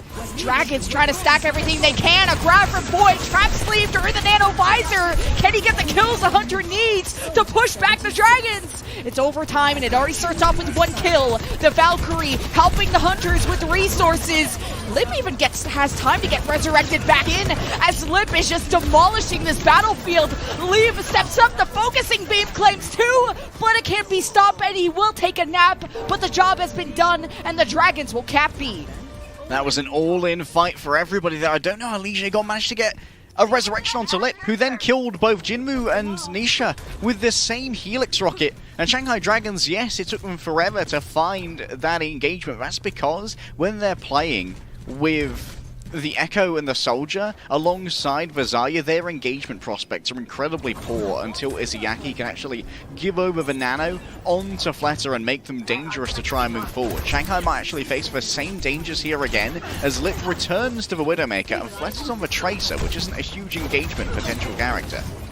Well, Hunters are just trying to fight for this high ground. You see Void was doing a good job of scouting. Fleta can just push the cart, so wherever the fight takes, at least Fleta will be on cart duty. 41 seconds, though. The Dragons just have to keep up this momentum. It was so much time taken away at point B. Fleta, though, is just running out of blinks, doesn't have recall, can't keep up this cart pressure, as now the backline of the Dragons is being sieged by Jinmu. Already Lee Jae Gon is gone, and Duplicate is just a blink and it's gone as well. Dragons are down for the count.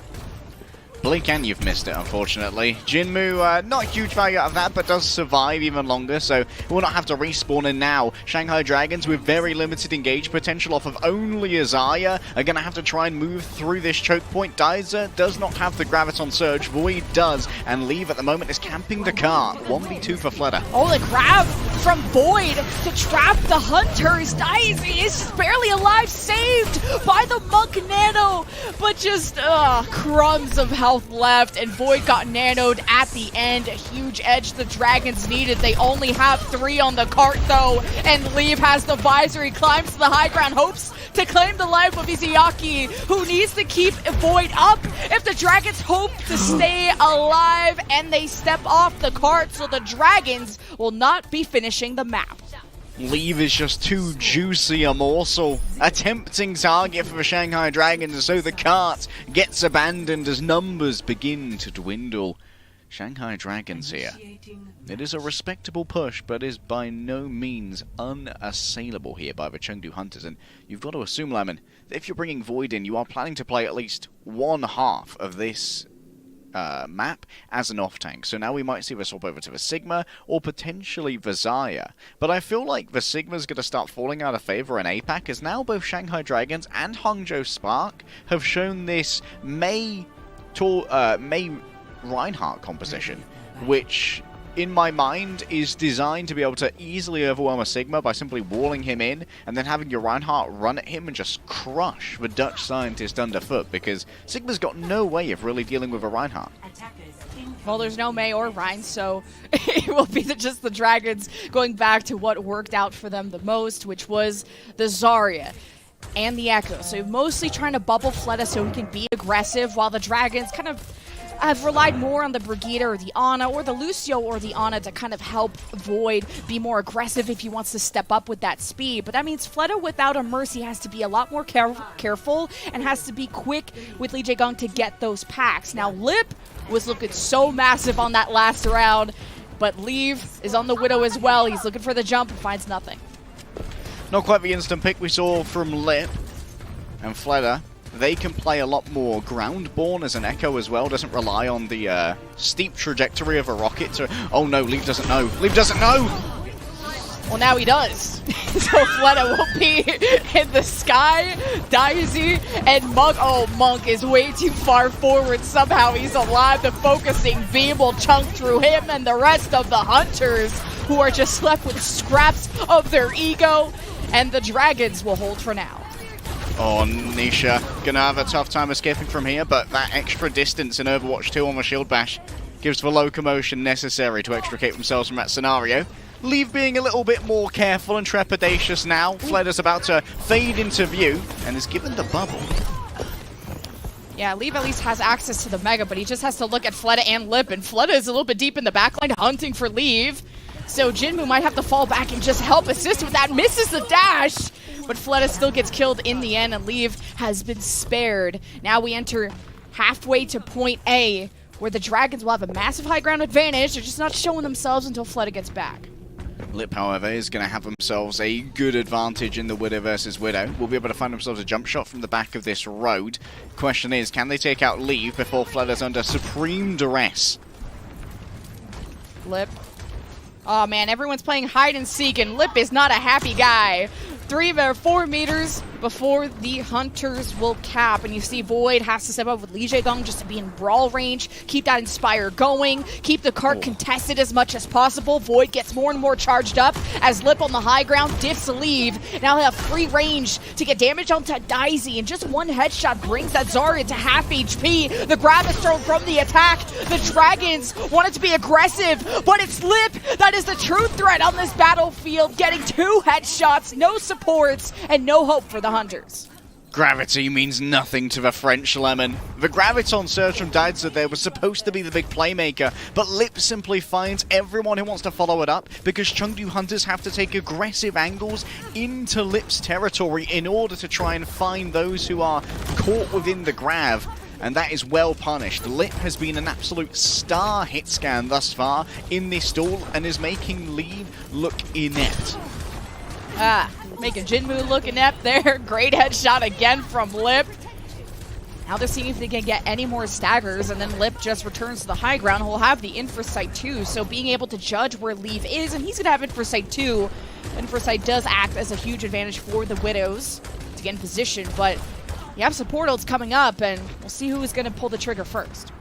Got to see if Shanghai Dragons actually bait themselves in the same way Chengdu did. Infrasights popped out, no secrets for anyone. Everybody is revealed as Void is afflicted with the Bardic Grenade. And Leave.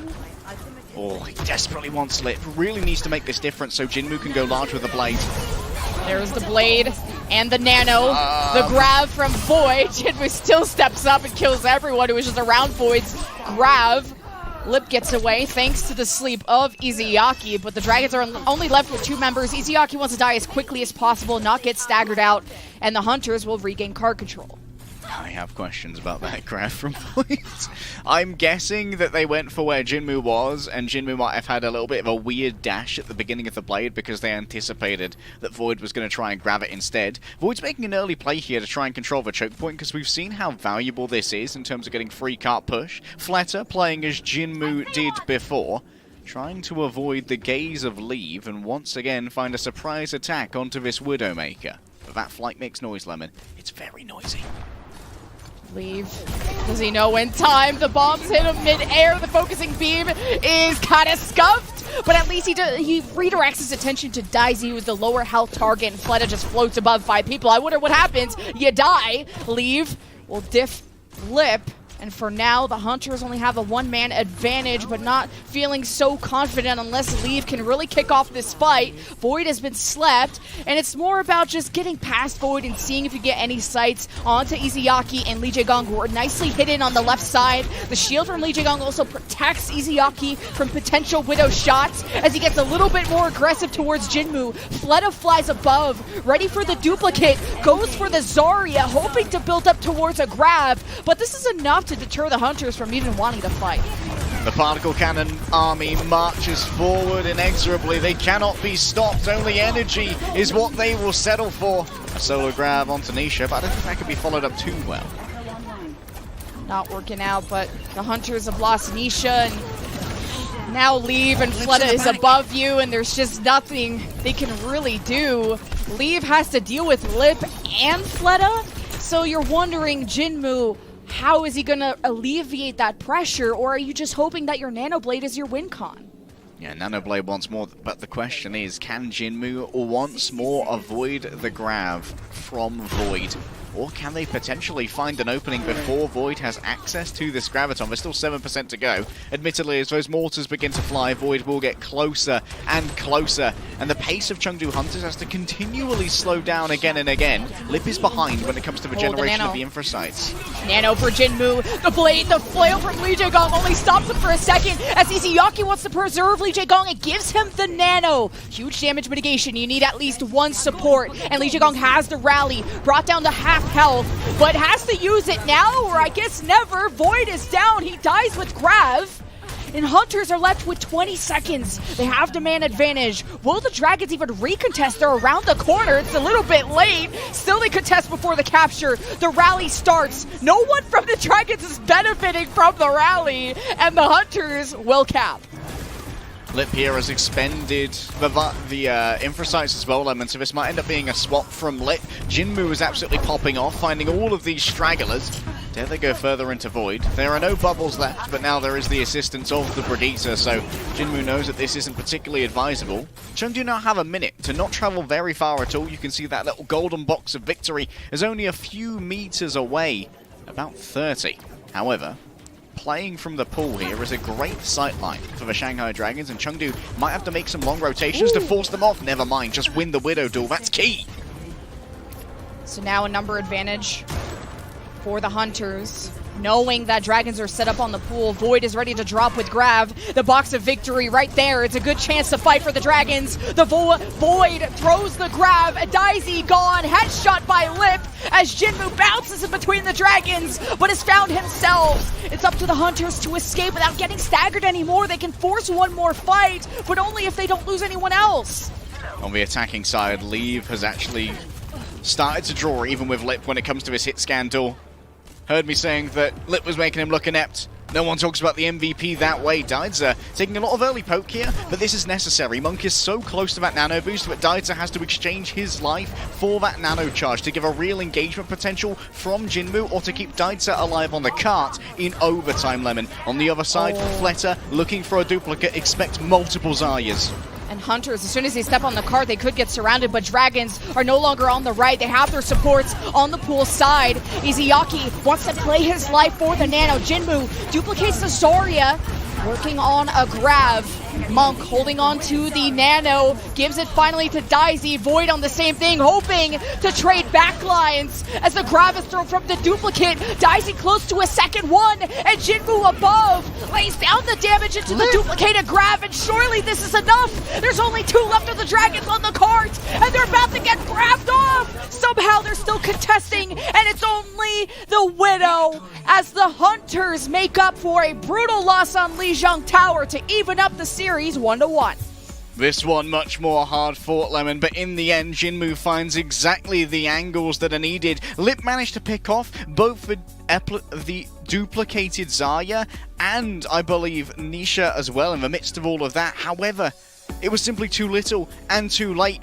Already, Shanghai Dragons were forced back behind that corner, and it meant that because of where the cart had stopped, that Void had to continually start taking more and more damage and strain the resources of Lee Jae-gon and Izayaki to keep that cart contested. And every time Void showed his face, Chengdu Hunters punched it and punched it and punched it again. This is not going to be as dominant as Lijiang Tower. We might be in for the long haul, Lemon. Yeah, and Jinmu had a major bounce back from just kind of getting picked off in Lijiang Tower to getting diffed when he went to the Pharah, but truly found his calling on the Echoes. We have a 1-1 series, and we'll see you after this break.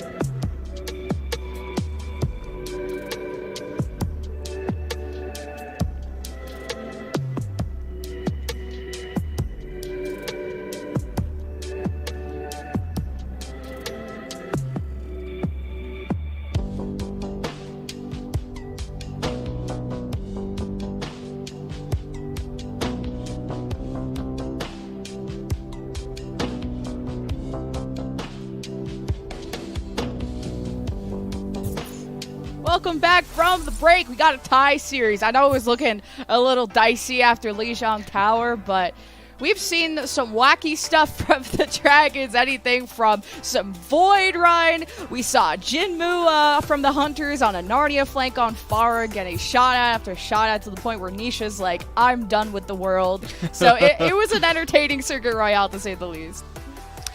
Yeah, we saw Nisha being like, you know what, I don't think I'll win the Glock battle against Lip somehow. This guy's not going to really choke against the Battle Mercy. As we head into map number 3, Lemon, it's going to be King's Row, and both of our off-tank players are remaining in. Daisy and Void both seem ready to once again array the Zaryas against their enemies, and I wouldn't mind seeing Jinmu play a little bit more of that Echo, because even though it was kind of like the secondary hero to his Pharah in times of old, Jinmu in that last fight seems to really understand how to aid and abet the Zarya versus Zarya, so you can run this kind of double Zarya energy army, or I don't know what you'd call it, the bubble bath run forward. And Who Are You is back in the lineup, which tells me more Genji. The last time the Dragons went on King's Row, it was some Genji, Soldier, Void, Zarya. So wondering what the Hunters have up their sleeve. Obviously, Daisy probably going to play some Zarya. Now, I'm wondering, is Jinmu going to want to play the Echo that you mentioned now on more narrow hallways? The Echoes aren't so comfy. They like to play on those off angles, as Jinmu demonstrated. So in the shorter to medium range, the Genji is going to feel better here. Now, I was a little bit worried on that on Lijiang Tower, where Jinmu was getting consistently picked at range by Lip, but actually a different look from the Dragons if this even sticks. I'm expecting Lip to be soldiers, so hopefully Jinmu has kind of adapted his macro against Lip now that we're on King's Row. Yeah, Jinmu might be able to play a little bit more of like some defensive posturing here as well, with behind physical cover, which would make it harder for Lip to get these early picks, because as powerful as Soldier is, he is still more sustained than burst damage. Lip's probably just going to roll out for one shot on the Widowmaker. I wouldn't expect this to stay, but you never know. Sometimes the mind of Moon works differently to everybody else. Hold up. Is it real? I mean, he did play incredibly well on Circuit Royale. No. Over to the Soldier, surely. There it is. Yeah, he just goes for those initial picks, especially with the Hunters just sticking so close to Statue. As soon as you see a team disengage to the point, then there's no shot, quite literally, for that Widowmaker. So Hunters set up on that high ground. Jinmu staying close to the pack as Daisy is contesting the point, just in case the Dragons were to step up. He wants to present himself as much as possible as Lip versus Leave, but the right click and the last slap goes to Lip. A great bubble to Who Are You too. So he starts applying pressure to anyone in Hotel. Now that Lip's in position, the Hunters are cornered, and that's just it. The Dragons will get the card. Who Are You takes out Jinmu as well, and this is such a prodigious battle of Genjis as well, Lemon. Jinmu could widely be considered the best Genji in China. Who Are You might be considered one of the greatest Genjis that was ever pumped out of Korea, alongside, of course, people like Haksal and also his colleague in Fletter on this team. Shanghai Dragons picking up this first point rather easily, but we do consider it one of the easier points in the game to take. Now you have to deal with a defensive spread of high grounds from the Chengdu Hunters. Those need to be cleared by giving Who Are You bubble and trying to sustain him through a potentially elongated fight in isolated areas like in the boiler. Sorry. Not a choke point hold from the Hunters, but what is this dive from Who Are You? And Lee Jae-gong assisting not only with the heals, but with the speed, allowing Who Are You to quickly reposition at a moment's notice. And man, that backline dive was so sick from the Dragons, and they get to advance. Yeah, Chengdu there, they opted into some DPS duels that I think were very much not in their favor, because it allowed for Shanghai Dragons DPS to be very close to Void. They could demand those bubbles, as well as Izzyaki and Lee Jae-gon being able to give them additional speed and healing, whereas because they were up in the high grounds, and especially Jinmu, who went way too far forward, Monk and Nisha couldn't deliver anything to them. Speaking of deliveries, a pair of nanos are ready to be delivered to whomever might demand them. Lip has access to the visor, but Shanghai Dragons have made a habit of giving it to Who Are You sometimes. That visor's coming from the alleyway, and he receives a nano from Izzyaki, which is bounced between either Void or Lip, or even Who Are You, who actually had the blade, but Who Are You doesn't even need any help. He just killed 4. It's just a neutral fight like that, and he gets to conserve the blade. And I can't stress enough how big that is to conserve your ultimates and only use the nano visor at that point. So the Dragons continue to set up their win conditions fight after fight.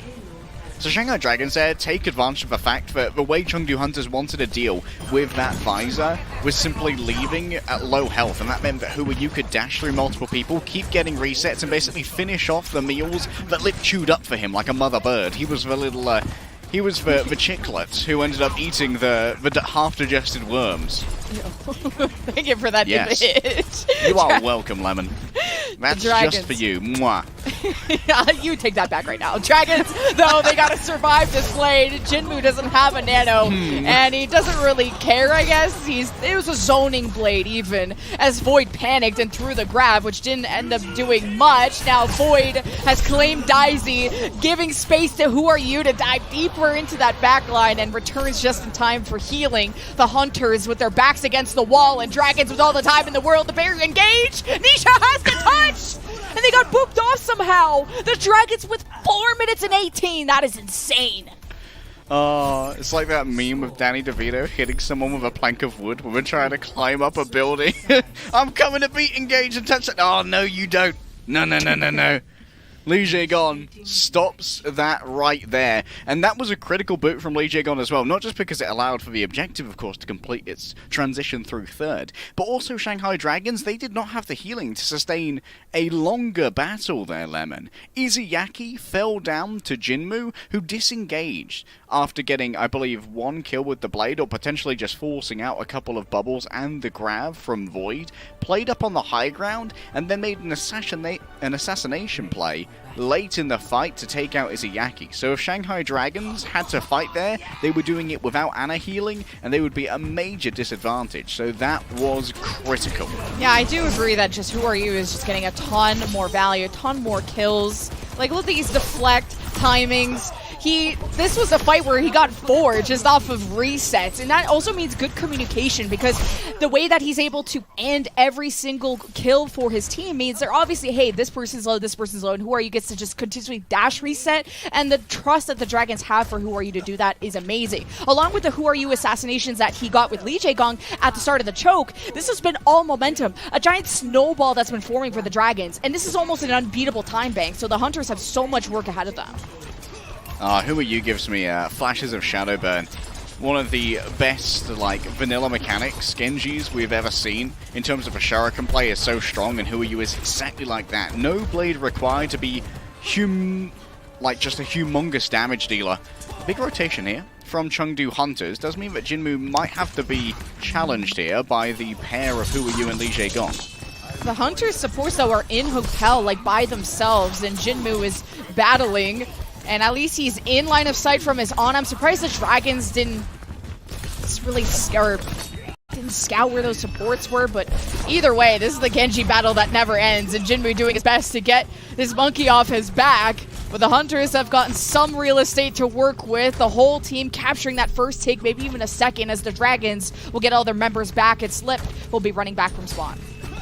Oh, Who Are You taking risks here, but manages to get out alive. That means Izuyaki can heal them up. Void has plenty of charge, but given that Shanghai Dragons are going to move on in, where does Void place that charge? It's a 3-man bio from Monk, though, so I'm just excited to see the Hunters engage and do something off of this, but their focus is so split, and so is their positioning. They finally collapse onto a few members, but unfortunately Void wasn't there to contest, so the Hunters will cap the payload.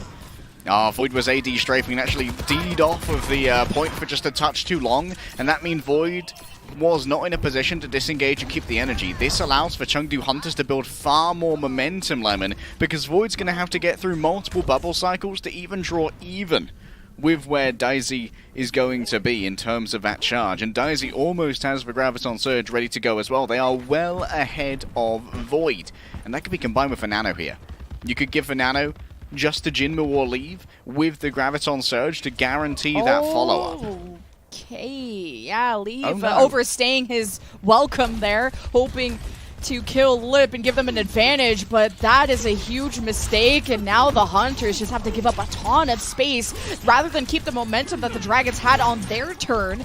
Now it's a battle of ults, though, and this can still be good news for the Hunters. Jinmu, the Nano Blade, he's in the back. He's hoping to close the gap against Izuyaki. Finally claims that kill. Li Jaegong, though, you gotta be worried about him. 4 HP, slapped in the face by Li Jaegong, and Dragons are down. The Hunters meters away from B. Unfortunately for Izzyaki, Jinmu simply moves too fast to be strafed away from. And Chengdu Hunters are in a position to try and complete this. However, maybe you could get a contest. Oh my, you're gonna try and zone them off with this. A great bubble from Who Are You? He gets nanoed a little bit before the blade, but I don't think they could really afford to wait. Barely a meter for the Hunters to cap the sound barrier from Nisha to keep them living, but now they're completely... The Hunters are split from each other, and the Dragons are taking advantage of this moment, and the Hunters just can't seem to preserve their front line, especially with Daisy alone by himself, so this is rough for the Hunters to have to overtake. And preserving their momentum is also super difficult to do here as well. I mean, we're going to hear the knock-on effects of Leave getting picked early about 2 fights ago. Up to about now, where Jinmu was forced to use the Nanoblade to try and present a real threat to the Shanghai Dragons, with Leave's DPS not being on the board. And now Shanghai Dragons, they have themselves a Graviton Surge, which is going to be a major threat to Daisy. Oh, look at this rotation. I love when Lucio's kind of assists their Genjis getting into cool positions. They can be a lot more aggressive. Kind of think of it as a budget Mercy with the way it changes your play style as a DPS player. So now the Dragons have to kind of be looking to the left, looking to the right, and making kind of assessing where the threat is coming from. But also the split allows the Dragons to take a fight with a man advantage. Lip is gone though, not feeling so good. Who Are You? Gets slept and he's woke, or maybe, oh, Jinmu gets slept. We swapped to Who Are You, who gets diffed by a Lucio, just like Lee Jae-gong. This feels very deja vu, as Void is gonna get surrounded by 4 or 5 members of the Hunters. Meters away, they will be capping B. Really great assassination there from Jinmu onto Lip. I'd also like to point out that Izzyaki had a really cool play there where he faked using the sleep by quick meleeing at Jinmu, forced out the reflect and then hit the actual sleep after. Unfortunately, was not enough to help Shanghai Dragons win out this particular fight, and now once more it'll be a battle for C. Looking at those time banks though, Lemon, Shanghai Dragons are already in the lead at this point, just playing to burn down this time. Oh, that's a fat grab from Void. 3 members all up in there, and Dragons... It's a little death sandwich, served up hot and fresh, and Jinmu thinks it's time to blade. So, well, go for it. Got the kills, they got the cart, they even have a leftover visor for the final fight. Nisha close to barrier, but Dragons don't have any support, so if you're the Hunters, you gotta go, and Leaf will be back soon. Something happens to Lee Jae-gong. Gravity has claimed yet another frog. 1 like equals 1 prey. Void moves in the way of the cart now and has to utilize some of their own bubbles, but I think that Shanghai Dragons, they need to adjust in their macro to the fact that Chengdu Hunters will occasionally just engage with 4. They won't care if they get picked. The visor first from Lip. He's got nanoed. Leave has his visor too. No nano. And you can see the difference already. The Hunters not messing with that. They hide. The Hunters, their backs against the wall. And at this point, this is a sinking ship. If you just look at the time banks, 4:18, and Hunters, who even knows if they're going to complete the map? Lee Jae-gong and Nisha. A pair of Lucios, a pair of ultimates. But does Nisha dare do the most audacious play here and try and make sound barrier engagement happen to force Lee Jae-gong to counter beat, and then there's nothing to deal with the Graviton Surge? Lip has swapped over now onto the Widowmaker. The deflect has been heard, so Lip knows that they can freely fire upon Jinmu's Genji. But that is soon going to return and once again present a threat. Widowmaker versus Widowmaker. Circuit Royale all over again, Lemon.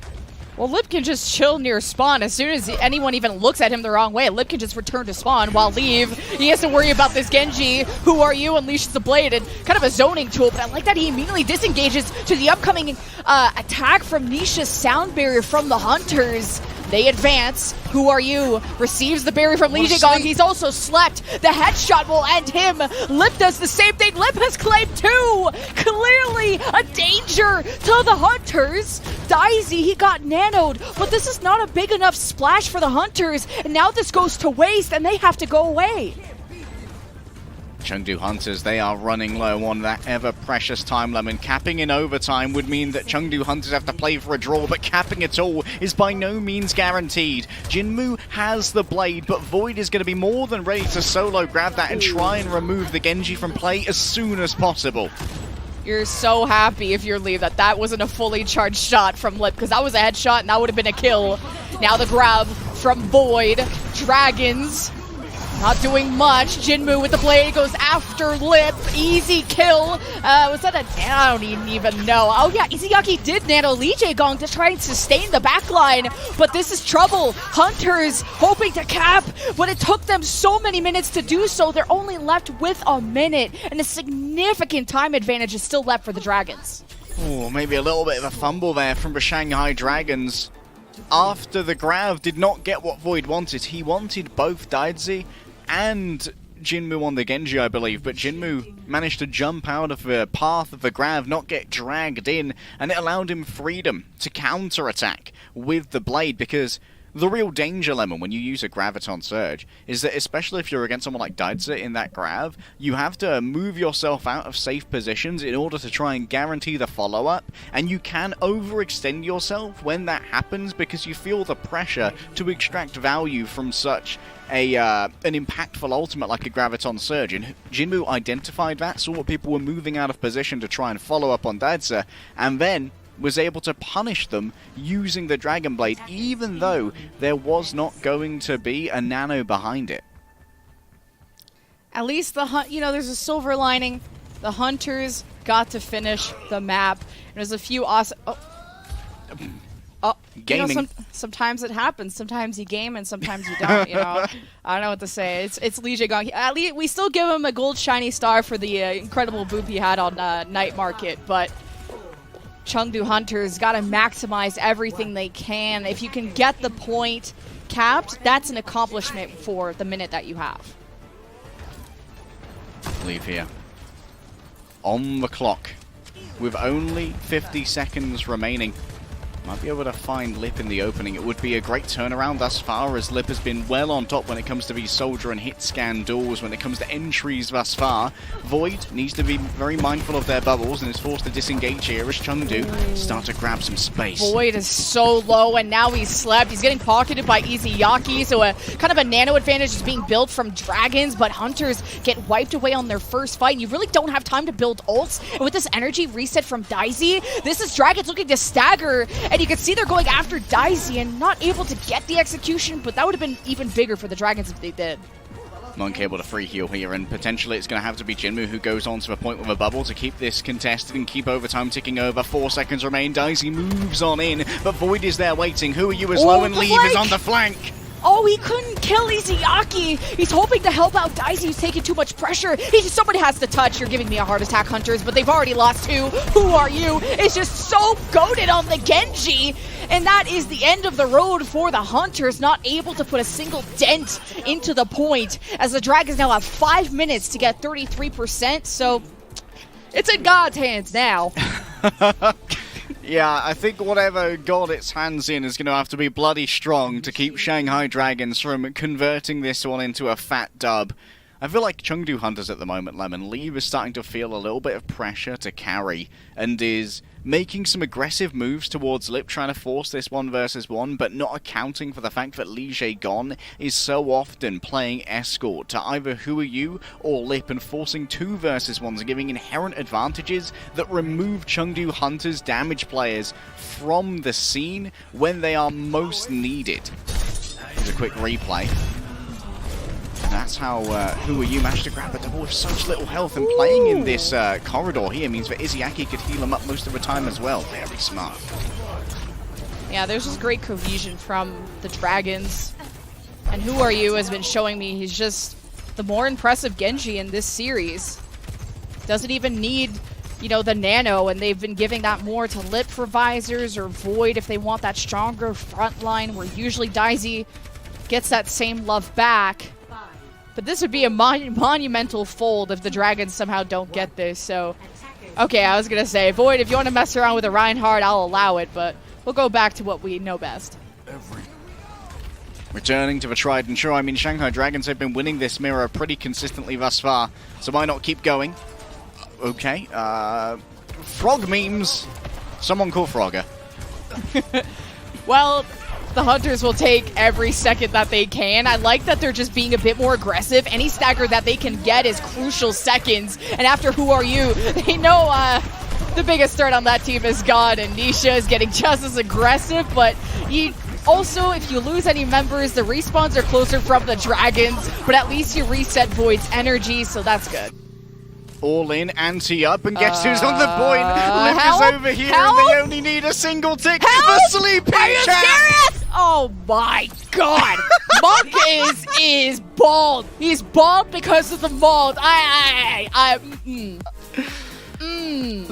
ZZZ, game so boring, got me sleeping, signed Lip, and that is quite the way to cap. What? I mean, Chengdu Hunters got risky. They got brave, trying to go all the way in towards the Shanghai Dragons spawn camp, just try and keep them continuously staggering out. But Lip slipped the net, and Monk couldn't win the 2 versus 1. Even with the parting martyrdom sleep, Lip just, yeah. he could do it with It's his eyes fine closed, though. man. I mean, we knew that the map was going to go this way anyway. It was just how much time was it going to take? I mean, they had 5 minutes to get 33%. I just didn't expect the flanking soldier of Lip to be sleeping on the point for the cap. And I wonder if Leave was either bagging the spawn room doors or if he was dead himself, because it's probably Leave who's going to be the fastest one, or Nisha. And Monk was like screaming in his mic, like, help me! So Dragons go to series point, the Hunters fall behind, and we'll see if they will continue to do so after this break.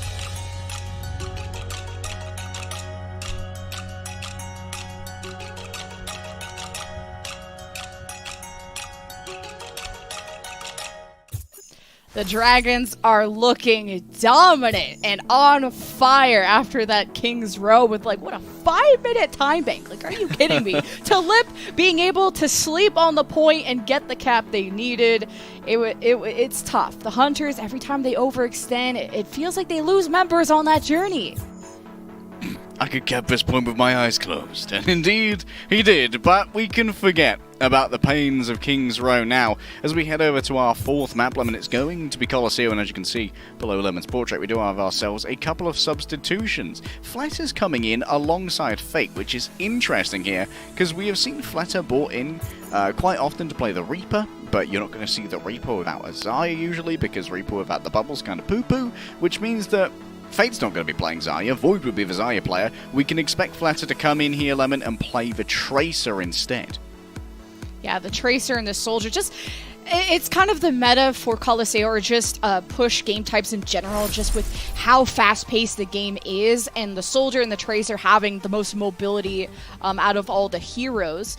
I'm open to interpretation. Sometimes on that neutral road, you could see some Genjis, and like I've already mentioned on previous maps, the short to medium range serves well for the Genji, but I don't know if, someone like Jinmu is feeling the Genji. I feel like Who Are You, at least, was doing a lot better on that role, but Who Are You is gone, so maybe Jinmu can find some relief. I still think the Tracer has the chase down if Jinmu wants to do the Genji again, but we'll see what the Hunters have cooked up.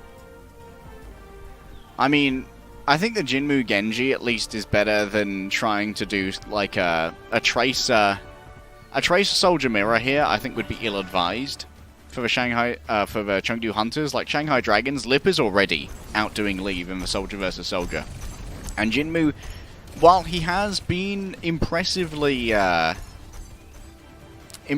able to flex around in this season, still not the greatest Tracer. Of course, with Daisy in, you expect to see Jinmu pick up the Reaper, and this is obviously going to try and bully Fate, but now you've got to think back to Lijiang Tower, Lemon, where when these two compositions matched up against each other, Shanghai Dragons absolutely pounded Chengdu Hunters. Yeah, but the Hunters are pretty close range with most of their team, so Lee versus Lip, keep an eye on how that 1v1 goes. If one wins it over the other, the range gonna stand supreme.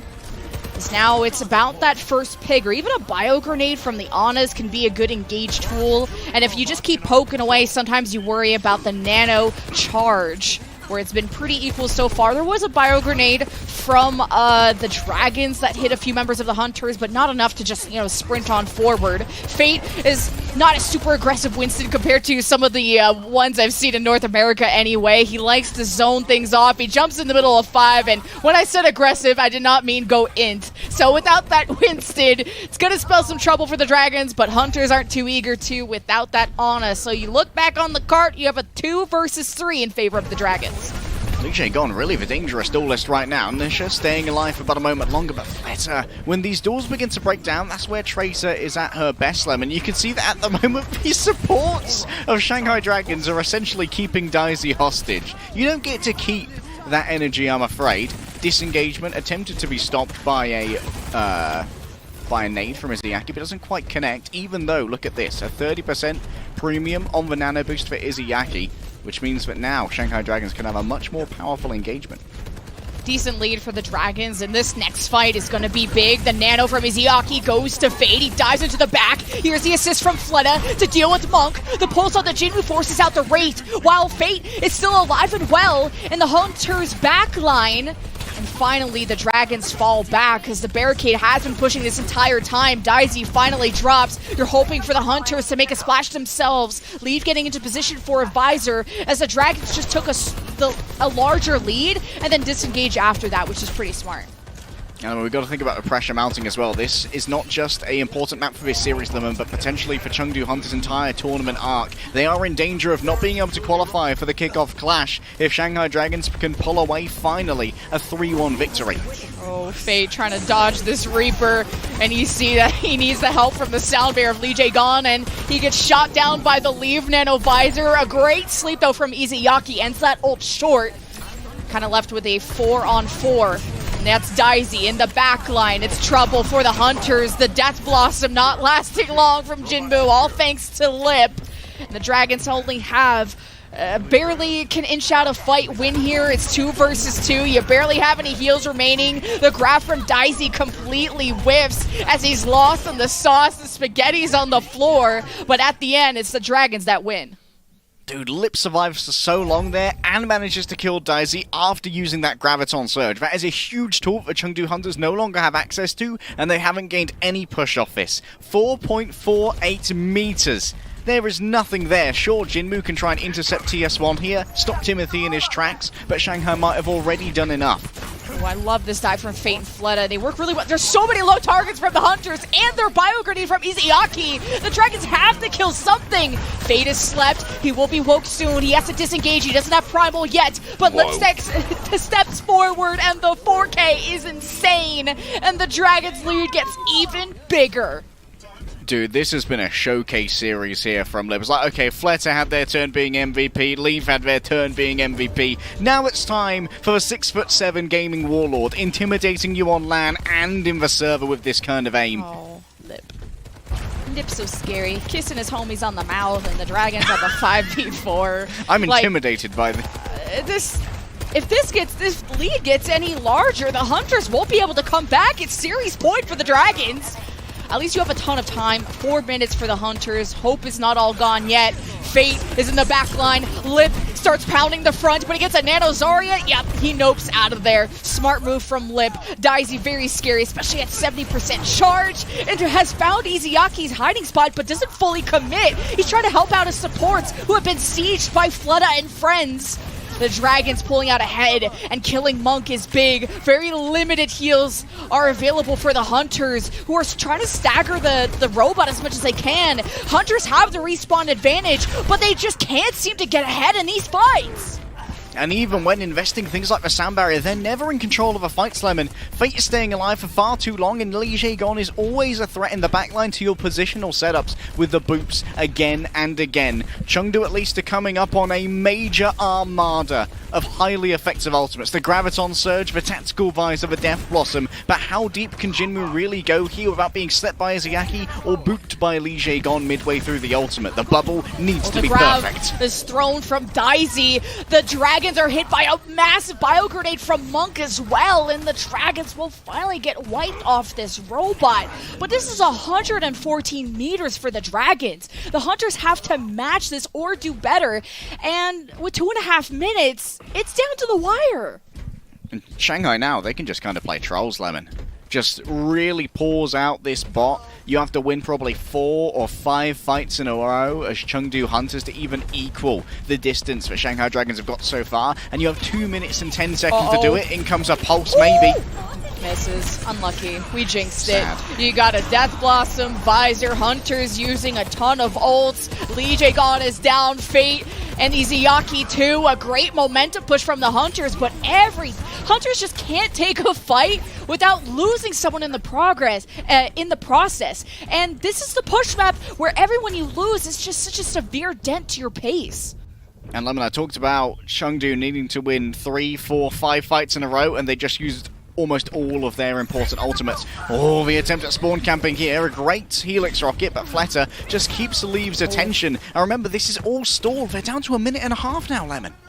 And the Dragons are also moving the bot back. It's just wasting the Hunters' time. The Dragons don't have to do any more work. As long as they control this neutral road, they will win the series. And I mean, might as well take more. You're gonna Visor and Primal. You got a leftover Fleta and Pulse Bomb. I mean, this is looking done.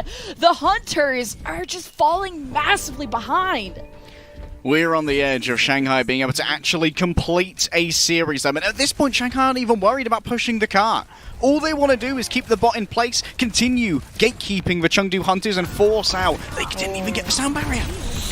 Hunters are now getting staggered. They haven't killed anything yet. Killing Izayaki is nice. You deny the nano from the Dragons, but it doesn't matter that the Dragons lose besides their egos being in check of not being able to fully complete the map. But it's every push that Dragons get is time away from the Hunters. 30 seconds remain, and you're down like 100 meters. And look at how far Timothy Smythe the First must go now, Lemon. So much cardio is in this bot's future, and so many battles that will be seen as well. Shanghai Dragons array themselves in the way. The blockade has been formed. The Armada has set sail, and Chengdu must break through. Oh, they got a breakthrough. Fade, who just got nanoed. The barrier is a nice call from Nisha. Someone help out Monk. He has to contest on King's Row, and he gets squashed by the time of the Dragons, who just are looking untouchable. The Dragons, well, they will fall, and the Hunters have to do an insane overtime push as long as they stay on the robot, though, and they have to make up for so many meters. A kickoff clash spot on the line. The Hunters will have to depend on Fusion's result if they don't win this series, and there's only 3 of the Hunters on the card. Yeah, look at how far back Monk is. Right now, Chengdu Hunters have to be so careful about staying in Monk's sightlines and trying to remain alive at the auspices of this Ana. No, Jinmu dies mid-TP! Oh, you can't. Oh, you wanted the high ground so bad, but Hunters were still taxiing back, and Lip is destroying everyone.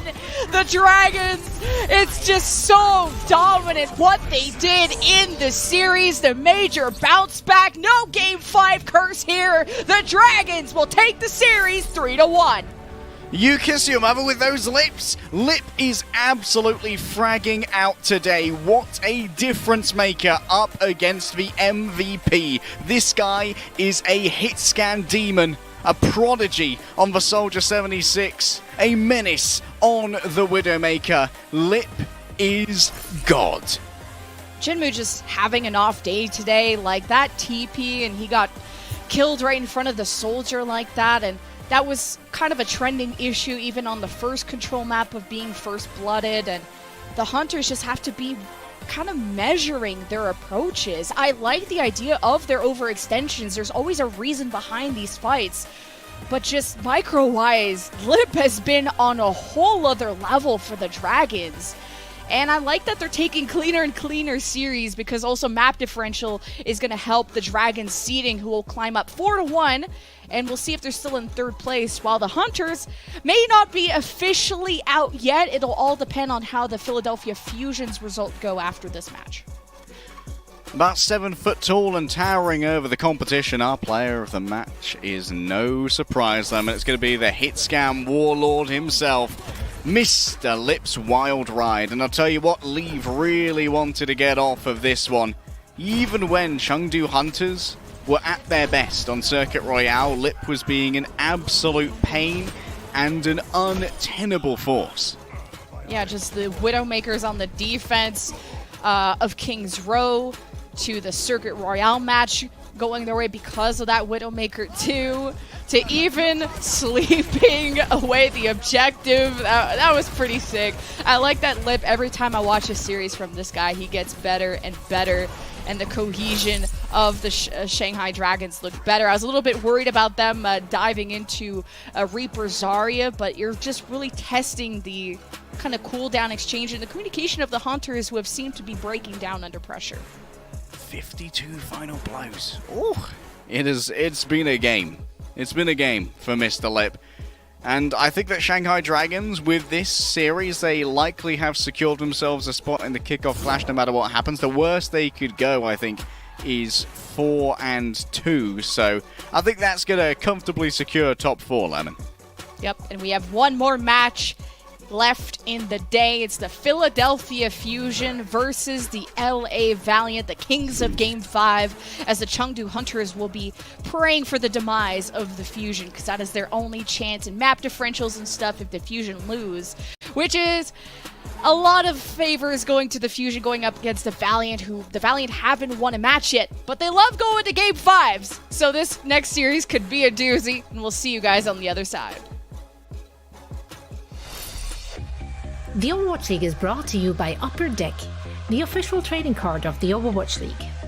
And by TeamSpeak, the official voice supplier of the Overwatch League.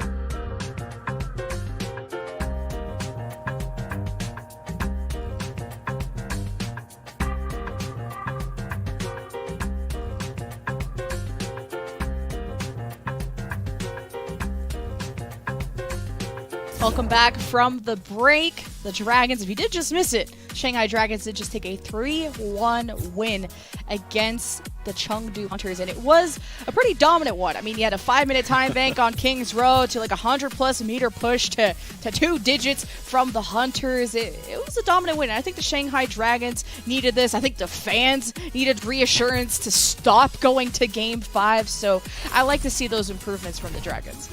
Yeah, I think the only losers here, Lemon, are the Chengdu Hunters and the Token Farmers. Shanghai Dragons have finally found themselves a clean win, not having to go all the way to 5 maps to secure the bag.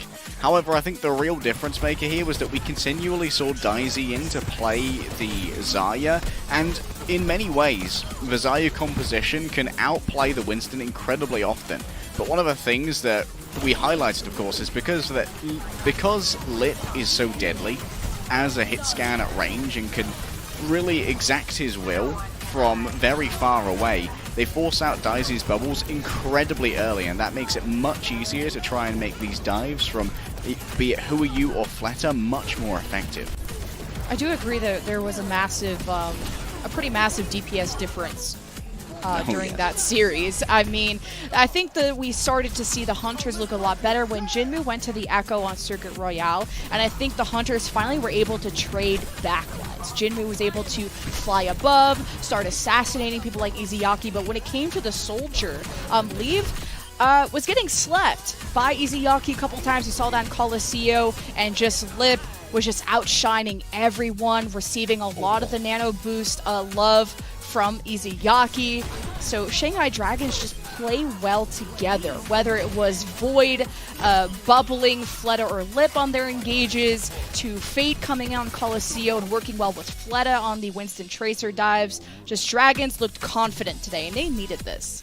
Now, I want to extrapolate on your point here about trading backlines, Lemon, and how it worked in conjunction with Lip forcing out bubbles. It meant that Daisy rarely had the bubbles to try and have the initiation factor with Jinmu. We rarely saw a TP engage from the Reaper, because the Reaper was often having to hang back, because after Daisy used his bubbles, Fate was jumping into the backline, and you were playing a more peeling style of DPS, and it meant that consistently Izayaki was able to go unperturbed in the backline, simply free cast, and that gives a lot more room to set up nades as well, which could be easily followed up upon by Fate and Fletter. So the Dragons will climb up to 4-1, but due to map differential against the Spark, they still sit in 3rd place, but only top 4 go to the Kickoff Clash, and that 4th spot goes to the Philadelphia Fusion for now, depending on how the result of this next series goes, as Hunters will also wait in the wings to see how this will go. The Fusion will face the Valiant up next, so we're going to throw it to a break, and we'll see you guys for that series.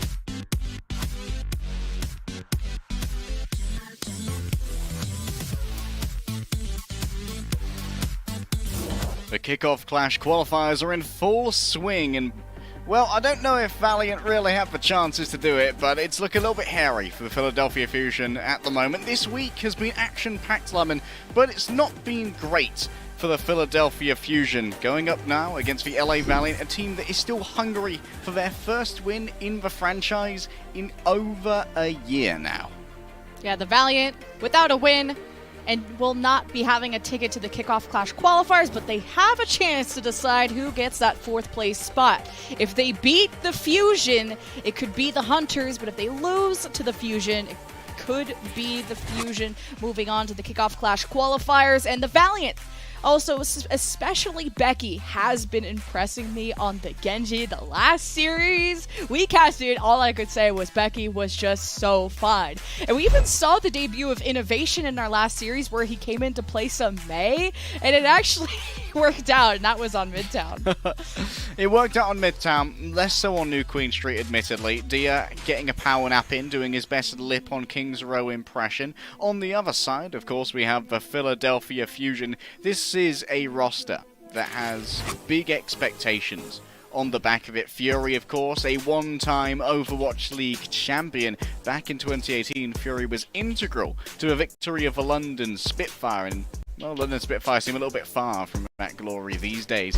But a huge investment in rookies here from the Philadelphia Fusion is hopefully, in their opinion, going to be paying dividends. MN3 and Zest have been brought in, and MN3 has been very impressive thus far on their flick scans. The Widowmaker and the Cassidy, weirdly, have been incredibly notable for MN3. He seems to be an average Cassidy enthusiast. I know there's a lot of hype behind Zest too. Has been primarily on the Genji. You've seen some Tracer, some Reaper, and I just love the flexibility. And obviously the Fusion have the roster to do it, but just kind of a shaky start, right, for the Fusion. They lost to the Seoul and Chengdu, but took a quick win against the Dragons in their very first match, and winning against the Charge, who are on the bottom end of the leaderboards. So this is a must-win for the Fusion if they hope to go to the Kickoff Clash qualifiers. Like I said, Valiant can't go there, but they sure as heck can force their millionth Game 5. Los Angeles Valiant have lost to a lot of people in the last few years, Lemon. But no one more so than the great game mode of Control. Los Angeles Valiant appear to, at the moment, be horrifically allergic to Control, so we might see a...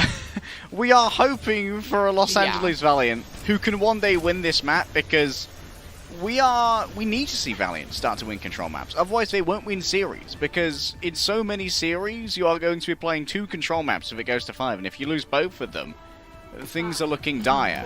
Philadelphia Fusion going to be rolling out here with the Zest Echo. Fixer's going to be on the pocket. They're going to be going up against Dia here, and once again Los Angeles Valiant have opted out of the Lucio. Lynx on the Brigida again. Remember, we had some criticism about this, of just, this is being kind of like a budget Lucio, the rally not as good, but just hoping to negate anything that were to come their way and just have those nice AoE heals. Zest has the Mercy Pocket, is already in the back line, starts bombing up Sashin, which forces out some bubbles. And Valiant, do they have a response to Zest? It will be Dia that has that range. Middle map control for the Fusion, as Zest has been completely untouched. As soon as he lands enough bombs onto someone, he can bring that focusing beam out, and that could be enough for an execution. He gets way too close to Coldest and kind of flubs his flight out of that room. So Zest might have been free, but not that free. Yeah, Zestfair was really feeling the pressure to try and find an opening pick, and Fixer is eventually going to escape until Dia hits the rocket that's needed. Los Angeles Valiant here, they can't afford to give away this point for free, even if Fury's a very scary individual. Dia's the one who steps up to the plate to try and challenge that Zarya, but Fury's currently isolated. He needs to be punished, and that's a miss on the whip shot from Lengsa. Very cringe. 4 on 3 though for the Valiant. They finally pressure away the Fusion. Zest might have gotten the pick, but the Valiant have the point. That's all that matters. And now that Lengsa and Sashin get to play on point, the bubbles and the Inspire will be good enough, but not if you just get beamed down by Zest. And that's where the Valiant maybe shouldn't have stuck around without Dia. And Dia will be ready for the Visor to deal with Zest, like I said. Like, I don't understand how Fury remained alive there. Managed to get all the way out with all of that energy. Fury's got like a mechanical aggro drop or something where just people forget about him. And it means that Fury now almost has access to the Graviton Surge. It's more than twice the charge of Sarsin, and this could spell doom for the LA Valiant already. Coldest already having just invest nade and not able to use that offensively kind of sucks. And Nano Visor, they're okay. They're exactly where they want to be, on the high ground. The Fusion investing the duplicate. The Grav not netting them much. The Fusion heading for the hills. As the Valiant, they slap harder. But Fusion thinks it's winnable. They nano Zest. He just can't seem to ring around the rosy against Dia. He's just too fast. Valiant have rotated to the point. They get the flip. They have middle map control. And the Fusion, they're left circling back. Confused by the evasive display of a Soldier 76, the nanoed Echo slinks away in shame. Los Angeles Valiant there, they managed to get some significant value out of their engagement despite being grabbed, and I think that Fury might have miscalculated how well MN3 would be able to get any damage in onto that grab. Of course, with the Nano Visor as well, Dia essentially zoned anyone away from getting a direct line of sight on it because they would have been pummeled down by the heavy pulse rifle. Oh, Becky, good chance on the deflect as soon as you meet that on the other side. You do not want to afford to get slapped because that is insta-death in this 5v5. Becky with the blade to disengage, I guess, and maybe thought he could force out some cooldowns and at least gets the Valkyrie out. Fixa manages to res Zest. Fusion at full force. Becky receives the nano, but Valiant are a little bit split on their approach. They don't seem so fully committed until now. The grab from Sashin is thrown, the overhealth to keep them involved, and the Fusion have only lost one, and they trade with Dia. So Valiant pulling the trigger is not enough to fully kill the Fusion until they overwhelm MN3 and Aim God at the back. So the Valiant just have to deal with Zest, and they'll get the flip. Langsa looking to chase down Fixa. They can fly. It's not fair for my tiny little mace, but this is fine. Philadelphia Fusion don't seem to have many who will be able to contest this one. And I'd like to point out that while I have been a noted Langsa brigator, did a really good job of, during the Graviton Surge of Sarsin onto Fury, interposing themselves between the victim Zarya and the attempted heals from Aim God, blocking them with the Brigitte shield, and essentially deciding, you know what, I'm not going to do more damage than Aim God is going to heal onto Fury here. So what I'm going to do is I'm going to use my character to simply make sure those heals aren't delivered, and that allowed for the eventual kill onto Fury from Sarsin's high energy. Really heads-up play here from Los Angeles Valiant, who are now one round away from winning a control map, Lemon. The impossible. I know. Avril is just foaming at the mouth about a potential Valiant win, and I know he's just waiting. I like the Valiant approach of also just ignore Zest. I mean, Zest was really threatening. He gets one or two picks. Sometimes he makes these micro mistakes with his flight, but Valiant just go and attack the rest of the team who are on the ground. It seems to be working out. So Valiant will take control of the pack side while MN3 and friends go to the coast. Somehow Becky is trying to harass MN3, and MN3 isn't too bothered. He's already has the healing pack. He has some supports by his side. And now you have an ultimate flank from MN3. The flank from Valiant was just much stronger. They had access to Aim God. Becky just snuck past that soldier and killed the support. So the Fusion have to be careful. The coldest anti so strong, but Zest will be able to survive. Becky has to be super careful, is almost beamable here. Does get stuck, and now Los Angeles Valiant can once again play from a defensive position, which is great. It means that Zest can't have an extended poke phase that you desperately want with this damage-boosted Echo, and whenever you move into Dia's zone of influence, you are going to get absolutely pummeled by that heavy pulse rifle. Fury needs to be careful because he's currently isolated. I like the Fusion spread you saw on the minimap, that they have a lot of range with the Echo and the Soldier. They're going to take as much advantage of poking at a distance on the Valiant as possible, and you can see how that's already working out. They picked off Becky, and there's nothing that the Valiant can do because they're not running a Mercy, so Fusion are up, now down, now that they've lost Aim God. Valiant have control of the pack room, have shoved Fusion down the right side hallway. Zest will still be up in the sky. Now that Aim God is back, Fusion are ready to fight. The Nano goes to Sashin as Valiant just poke to maintain the control of the objective as Fusion are continuously just stuffed in this choke. Okay, interesting here. They use the Nano onto Sashin just to keep that, just to keep Fusion back while Langsa returns to the fray. It was more of like almost a time zoning Nano if it was used. But now that can't be converted into a full playmaking combo like a Nano Visor. Dia still has this available, and Zest needs to be careful after using Flight to not get caught out by the Visor. Ooh! Good focusing beam. Dia couldn't escape through that one this time. Remember that ring around the Rosie on Lighthouse? Well, now the kills continue.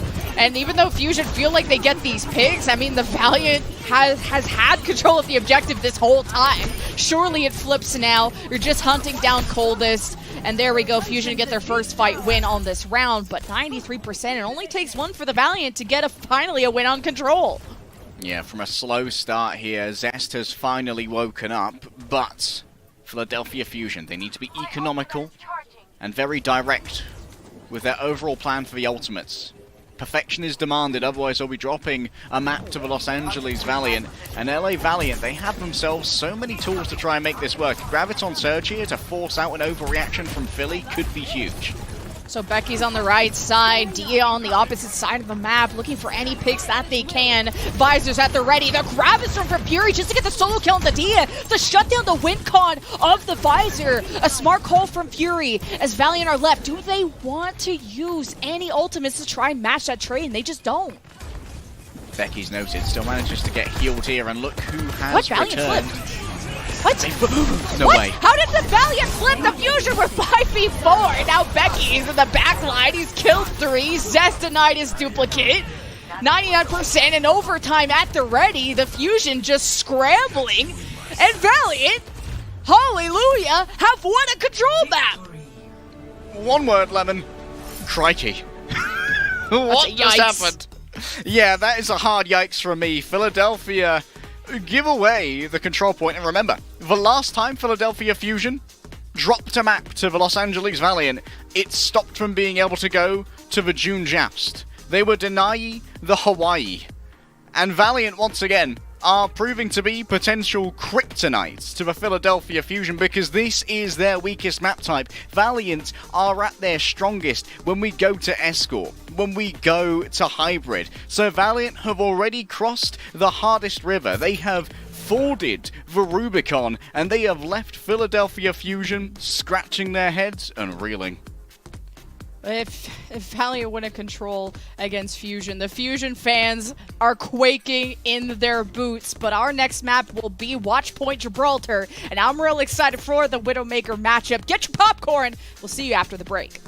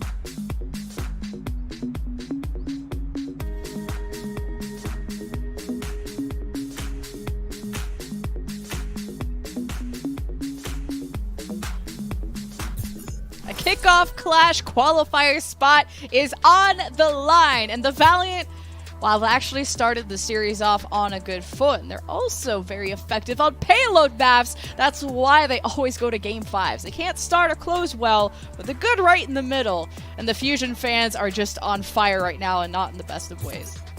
Yeah, the Fusion fans are currently worrying, and rightly so. We need a welfare check on Bad Pachamari, but there's also a world where Valiant win this, and they denied Philly the June Joust last year in one of only 2 maps that they won in the entire year. A critical map win to deny Fusion their tournament, and now they could do the same thing for the Kickoff Clash. Valiant are already out of contention. Surely there's no way that they can qualify for the Kickoff Clash. But they could ruin Philly's chances, who started off this season so strong, Lemon. 6-0.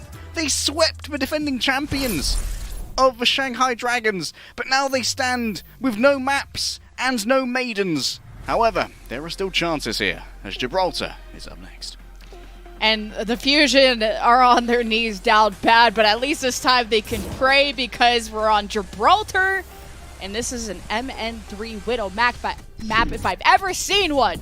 Unless he decides not to. I'm really sending it on this Widowmaker. And I'm wondering if Dia's feeling the Widow or may just go back to the tried and true Soldier. Either way, I said that Becky has been impressive and he sure as heck delivered at the start of the map. My only issue with Fusion really is like these tiny little mistakes and mainly their macro rotations. Even in the last fight of Ilios, there are 5v4 that they just rotated out of the point for. So that'll take some VOD review and some molding from Avril probably. Well, let's talk about VOD review, Lemon. It's been a bad week for Fusion.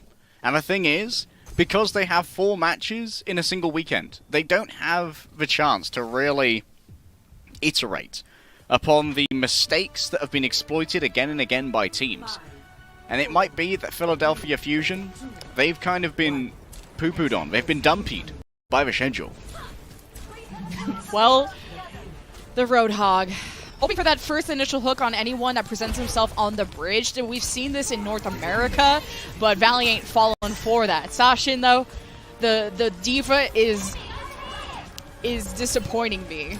It's a very close-range hero. I think he's lost every single map he's played the D.Va on, mostly on Control and certain maps like Dorado. But we'll see if kind of the low cooldowns on mobility, maybe the Matrix, will be enough to just have this constant pressure.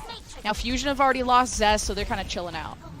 Remember that while Dia might be damage boosted here, they still can't one-shot MN3 at range with a headshot and also suffers from a little bit of damage drop-off as well. So in the sniper duel, Dia is definitely ill-equipped and is mostly going to be forced to suppress MN3 instead of actually be a deadly countermeasure. Becky's doing a really good job here of just keeping this cart contested, not allowing Zest to get free push.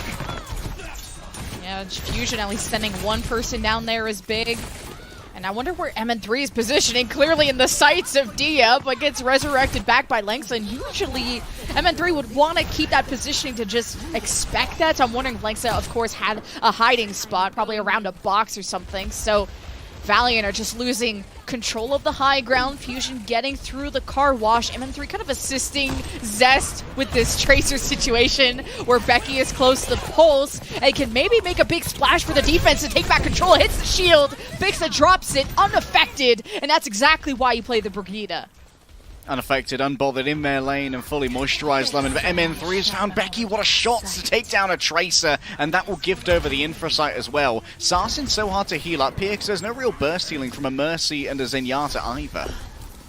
Yeah, just going full offense with a Zen Mercy, just all poke. Very low heals, just single target heals, so it can be trouble during these brawly fights. Sashin presents himself on the cart, contesting it before the capture as MN3 goes back to the server side. MN3 has been nanoed by Aim God close to the blade, but not getting there in time. Uses the deflect to get away as the Bob from Dia was able to contest as Lengsa keeps everyone healed up with the Valkyrie. And you can see that Dia has been discovered and the payload captures in front of their eyes. The Valiant just extended a little too far and forgot about the most important thing. Yeah, Bob had to take his union-mandated break, so it was no longer contesting, and I think that Valiant may have expected to be a touch more deadly there than they wouldn't have had to worry about the timer of Bob. Now Valiant are going to swap over Coldest onto the Ana instead, no longer the Zen. It feels like there wasn't a huge amount of value that was gained out of a Discord Orb anyway, because Sasa didn't want to overextend to try and chase down those discorded targets. He just cannot be healed up fast enough, and Becky was playing a lot more cart presence than assassin. Becky, careful here. Ooh. MN3 is unbothered, just drops, goes further away. And Becky's close to Pulse too, so we'll keep in mind if that'll be to MN3. Might want to dodge Fixa, especially with that shield. Primal and Rally has started to overtake the ship control. MN3 almost bursts it down, finished off by Becky. He got a trade though from the other side, 4-on-4, and Zest can't be stopped. So Fusion having a huge momentum push here, and this is big. Point B is usually so hard to capture, but Fusion never lost the fight, never gave up hope, and now they go into C with 4 minutes. And MN3 is just demanding so much respect here. Coming in, we expected in this season, Lemon, for MN3 to be one of the shining rookies on Widowmaker. Previously, I believe their experience, they had some on Element Mystic, a very lauded team when it comes to their scouting. And MN3 was their Widow specialist for a good long while, and very much made themselves seem worth it. Zestiers overextending a touch. Really good timings on the stickies too. Saw the deflect, focusing beam out. Zest gone. Fusion now getting assaulted, but Valiant just got a little too far, and that's kind of the same issue as Point A. Is Valiant, they overextend but don't get the kills, so they're left without cooldowns, and now they're getting picked off by the Fusion, who just are sitting on the card. Fixer fragging out as well. Fixer's actually been one of the most consistent members of a Philadelphia Fusion, has often saved them, especially on a Midtown recently. I remember as Lucio fragging out as well. Los Angeles Valiant, how do they bully past Bellasaria here, who almost has the Primal? Oh, Valiant, you can't let this capture, though. That's a 3-minute time bank. The ults have to happen now. Lexa keeping the team alive. He's in the bubble of Bellasaria. Sashin has to get the grab going. That's the major win con and the only one for the Valiant. He throws it in the face of the supports. The rally is still online. But the Fusion are starting to lose the wind in their sails. It's up to Bellasaria to cap, and there's no one from the Valiant left alive to contest. A 3-minute time bank for the Fusion. LA Valiant, they were positioned like Becky would be able to survive longer, but a backhand from Bellasaria brought him down to 110 HP, so a fully charged body shot from MN3 was more than enough to discorporate the Tracer. Los Angeles Valiant, they've been sent reeling here on Escort, often one of their better map types. However, after this series, we might have to reconsider what is the most effective place for Los Angeles Valiant. Coming into this particular map though, Lemon, on Watchpoint Gibraltar, we did expect Philadelphia Fusion to have a significant advantage due to just a Widow differential in my opinion. Like, D is a really good hit scan, but I don't think his Widowmaker is quite on the level of MN3's, which is quite prodigious. I just feel like the Valiant, with their composition, I like the Ashe at the start from Dia, but they just never were able to really negate any dives from Fusion. They never really held much space. Then as soon as MN3 was in positions, he was just slapping the Valiant around. As soon as the Valiant even just tried to move forward, they forgot about the card, so Fusion just ignored them and captured A. And then Valiant gets staggered, Fusion cap B, and Valiant just keep losing people to the Echo. So it was just kind of a flub of Valiant of never having a structure, but Fusion punishing them every step of the way to not even allow them a second to breathe. So with a 3-minute time bank, it's going to be really tough for the Valiant to scrounge a win here. MN3 playing a solo off angle at the moment. You can see 4 members of Philadelphia Fusion are concerned with keeping that bridge occupied and just doing a little bit of scouting, likely pinging for Dia's location. MN3 you can see is also being consistently pinged to try and allow for Dia to find a engagement here and a first shot. Oh man. MN3 kind of disgusting, and he's actually on the top of the boxes. You see different positions from the Widow, whether on the low ground or not, but it's clearly not worried about a dive because Sasha doesn't play Winston. So MN3 obviously adjusting his position to not being accessed by anyone. And Valiant are getting free card push, so if they want to stick near the card, they can do that, as Becky got disconnected from Lexa and desperately needed those heals, and now Lexa can't go for that res, not in front of MN3. Yeah, Lynx was trying to play that a little bit lower to avoid the MN3 sightlines, but Becky just overextended and there was no longer the ability to channel that Guardian Angel and reach the vulnerable Echo. Velos is doing a great job here of just playing annoying in the backline, and without a Reaper to really contain him, Velos should be free to move wherever he wants. Alright, Dia's alive and well. I can see that. That can finally be some signs of hope for the Valiant off that 5-on-4. So Dia will play card as the rest of the Valiant will want to keep and hold this high ground. You see Sashin having issues with that, or just stuff in the main choke with his bubbles. Now Fusion are stuck in server. I like that Becky's taking an off angle. Wonder how Sashin is going to try and hold this server's side, and who Velos is going to really want to dive after. I like that Aim God will be nice and safe. He'll want to be staying alive, mainly, to give this nano off to probably either Zest or Velos, depending on who's in the best position. Meanwhile, Valiant have been so close to pushing, but Sashin just now loves the cart too much, a little bit overcompensating from the last round, while the rest of the Valiant weren't even there. But Sashin gets rezzed on the cart, so are Valiant okay or not? Alright, there's the Zest that we have come to expect. Sarsen actually died so fast after they got caught on cut they couldn't use the second bubble. The first one came out, and the second it dropped, MN3 hit an instantaneous headshot, which meant that Sarsen wasn't alive to bring out the second. Becky gonna collect their damage boost here, but you're moving into a Philadelphia Fusion who are loaded for bear on ultimates. The Infrasight likely to be used first, but there's a Nano Blade. Nano to Zest, the blade onto the supports, and they're immediately gone! No healing left for the Valiant! And it's just rough, where they were just meters away from capping A. They had the angles, the correct positioning, and they just focused on the cart instead of the fight. Now the Fusion are just giving them only a minute to get anything done. This is going to be rough. And look at the Philadelphia Fusion comp and tell me that a Winston here would not absolutely do bits, Lemon. This is where Los Angeles Valiant really have their weakness in that they do not have a main tank player or a viable Winston. Zest and MN3 could be bullied so well by that main tank, but instead Sarsen has to play on the Zarya. Ooh, and Becky has been nanoed. He's already killed Fixa. Aim God is about to be dead too. Oh, what a sleep! No. Now Aim God can get healed back up, decides to try and duel Becky. Didn't know he had duplicate. It's the Ana, 1v1 of a lifetime. And Becky whiffs the sleep. Aim God is still out of position, so Fusion have had no heals during this time, and Velos doesn't need it. He has Primal Rage, 25 seconds. Valiant, it's do or die at this point. Becky at least survives. He's out of his Echo duplicate form. Dia getting into position, but he's being harassed by the Winston, and the Fusion have regained positioning on the cart.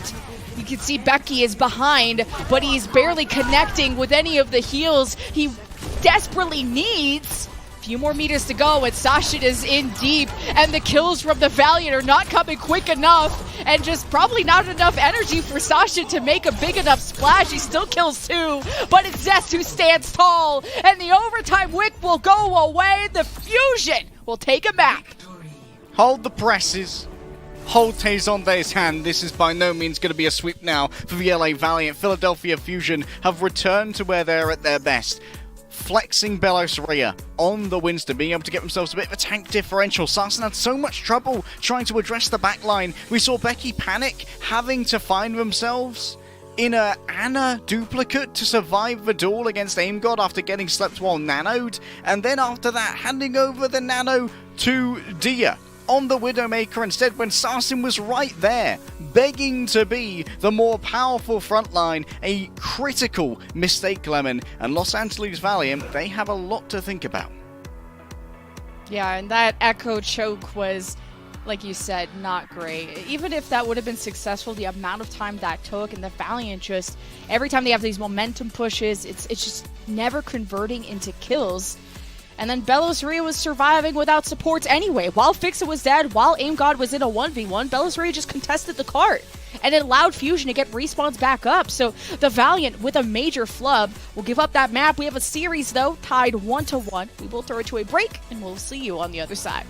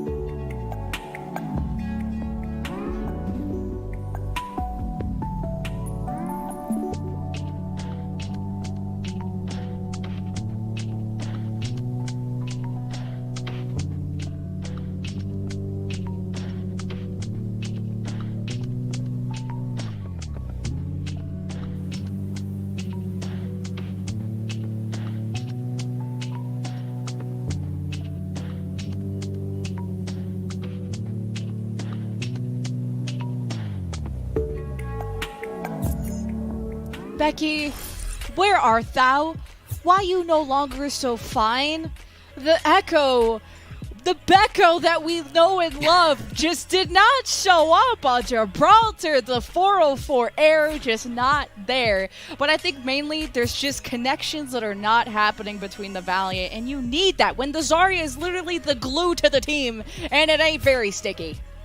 Yeah, Becky may not be looking very fine on that map, but I'd actually like to personally hand out a fine for giving me some severe mental distress watching that Ana copy. Like, they missed the sleep dart, they didn't hit the nade, they looked at Sarsin with the nano and they were like, oh no, what's in it to deer instead? The nano Widowmaker is always successful.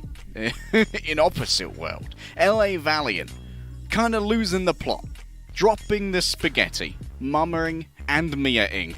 And now Philadelphia Fusion have momentum on their side as we head to our next map. We're going to Hybrid next, and with Fury back in, we are expecting once again for the Zarya Wars to continue on Eichenwald. And Fury is back in the lineup, so no more die from the Fusion.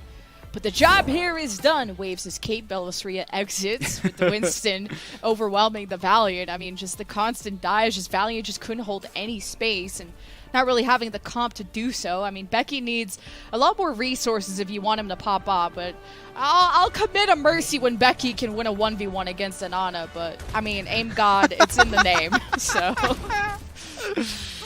You are mean and inappropriate, Lemon. This is a safe space. LA Valiant on the defense here. Diaz returned to the Ashe. This is kind of a, it's an APAC special. APAC loves their Ashe, which is kind of interesting considering that Winston is a lot less common here in APAC. We're seeing a lot more Zarya from a lot more teams, and I think that the Ashe is at her best when she can use her coach gun to really dingy out the Winstons when they're making their jumps. Coldest has the lineup. Some additional ult charge here from a set nade. Should at least smash a few members of the Philadelphia Fusion. But maybe they've just walked out the other door and avoided it. Oh, I'm at 3. Oh! Becky just heart left out his back end. So did mine a little bit. MN3, the Cassidy shower, psych. We go to the Ashe. And usually you see the Ashe more for if you have like a decent high ground to throw some dynamites, or if you're expecting a dive, so. But I know some people are kind of hot and cold on the Ashe, but at least the hit scan will be helpful to keep Becky in his place. Now the Fusion have already crossed that main bridge. Going to the left side, you see it's the Echo duel. One having a Mercy, one without. But MN3 has the shots, and that's an opening pick for Fusion.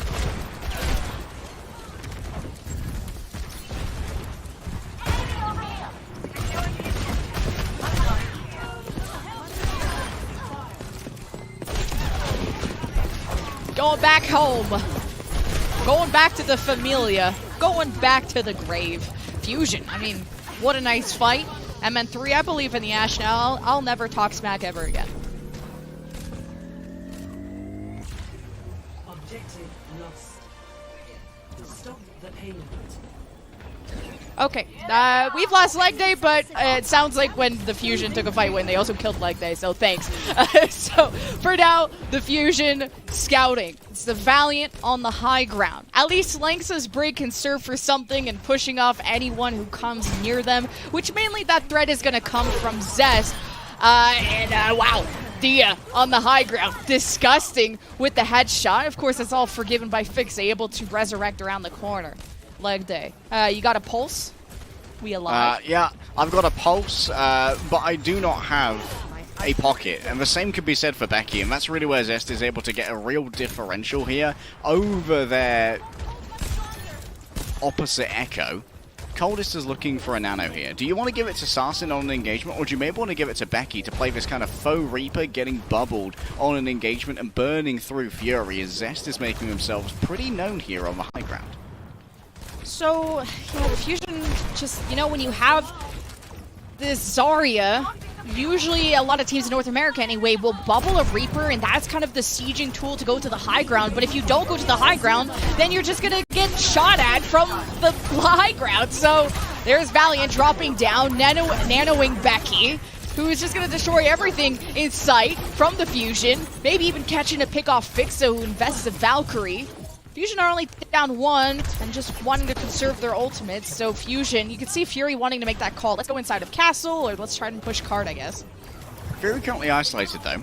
I think that something that has been consistently a trend for Los Angeles Valiant is they look upon an isolated Fury and they kind of assume that it's a bait. They don't punish Fury for their positioning very often. The same was on being done on Ilios even, where Los Angeles Valiant were actually winning. And MN3 again is outdoing Dia.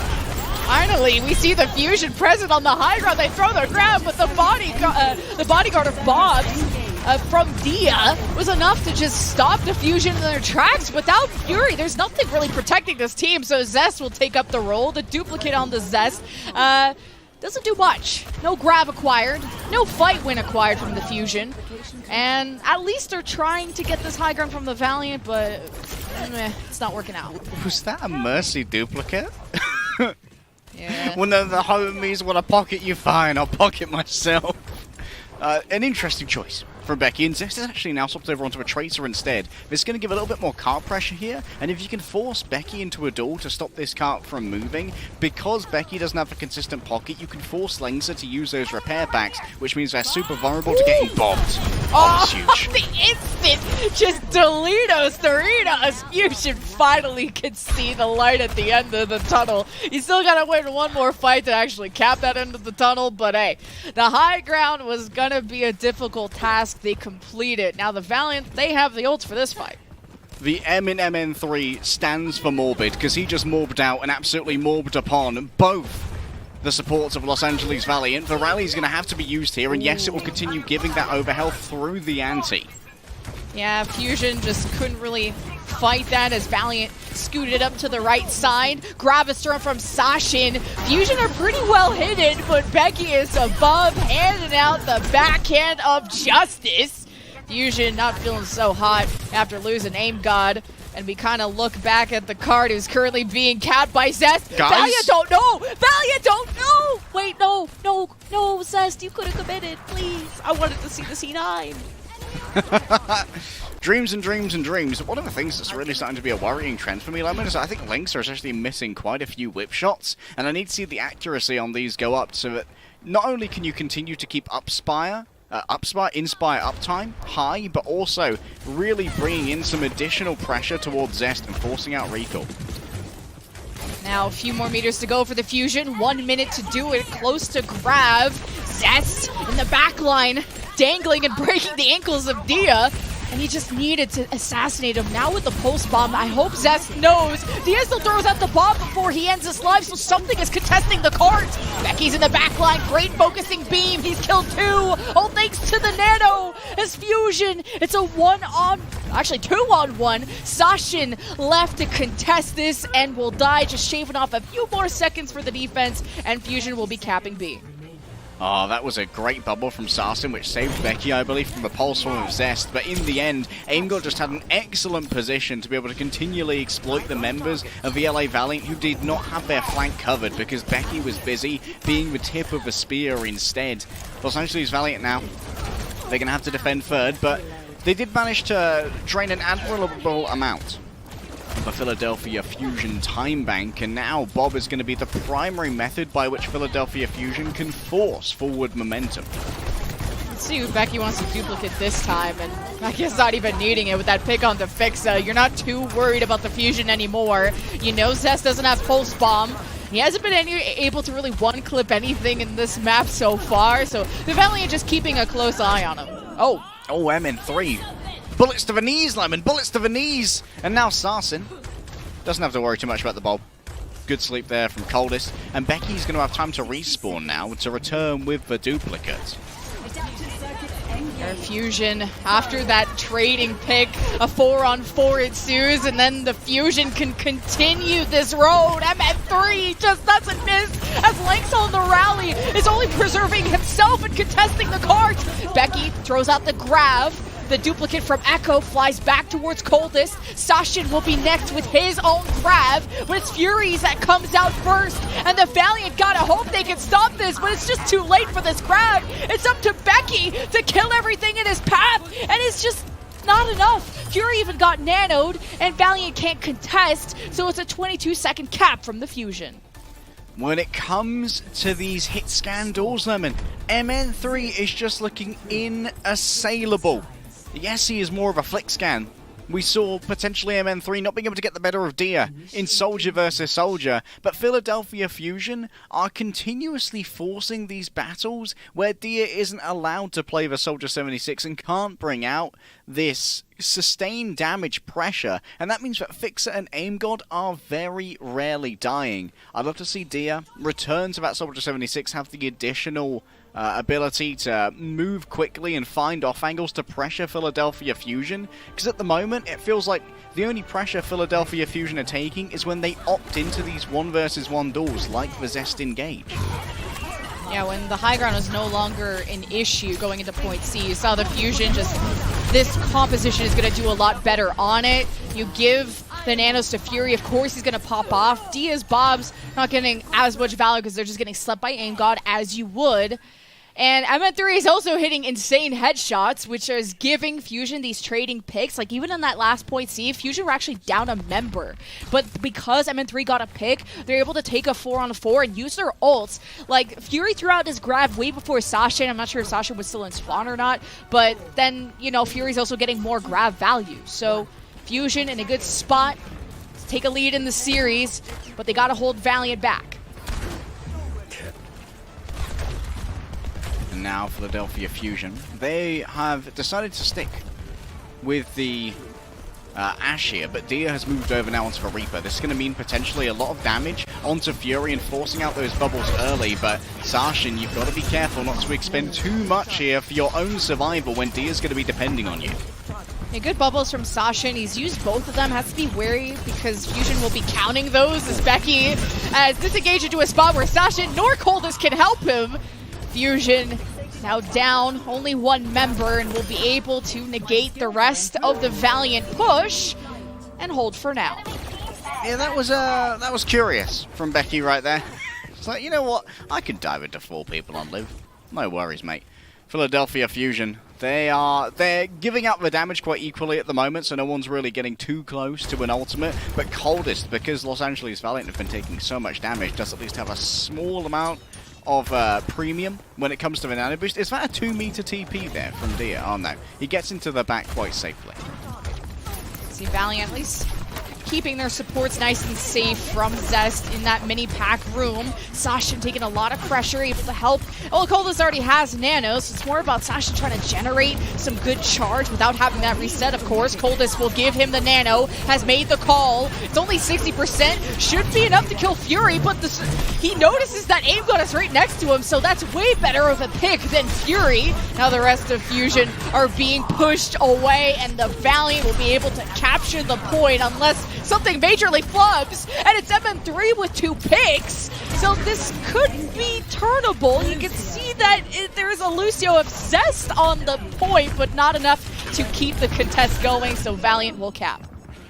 Oh, and that one hurts as well, I mean, because Zest invested the duplicate here in order to try and contest, and I think because you are immobile during the duplicate, was unable to touch the point itself, and thus the ultimate was lost, as was the point. Philadelphia Fusion here, though, they're doing a good job of forcing out Sarsen's bubbles by getting super aggressive onto Visaya to try and deny Dia the capacity to engage by making sure those bubbles aren't available.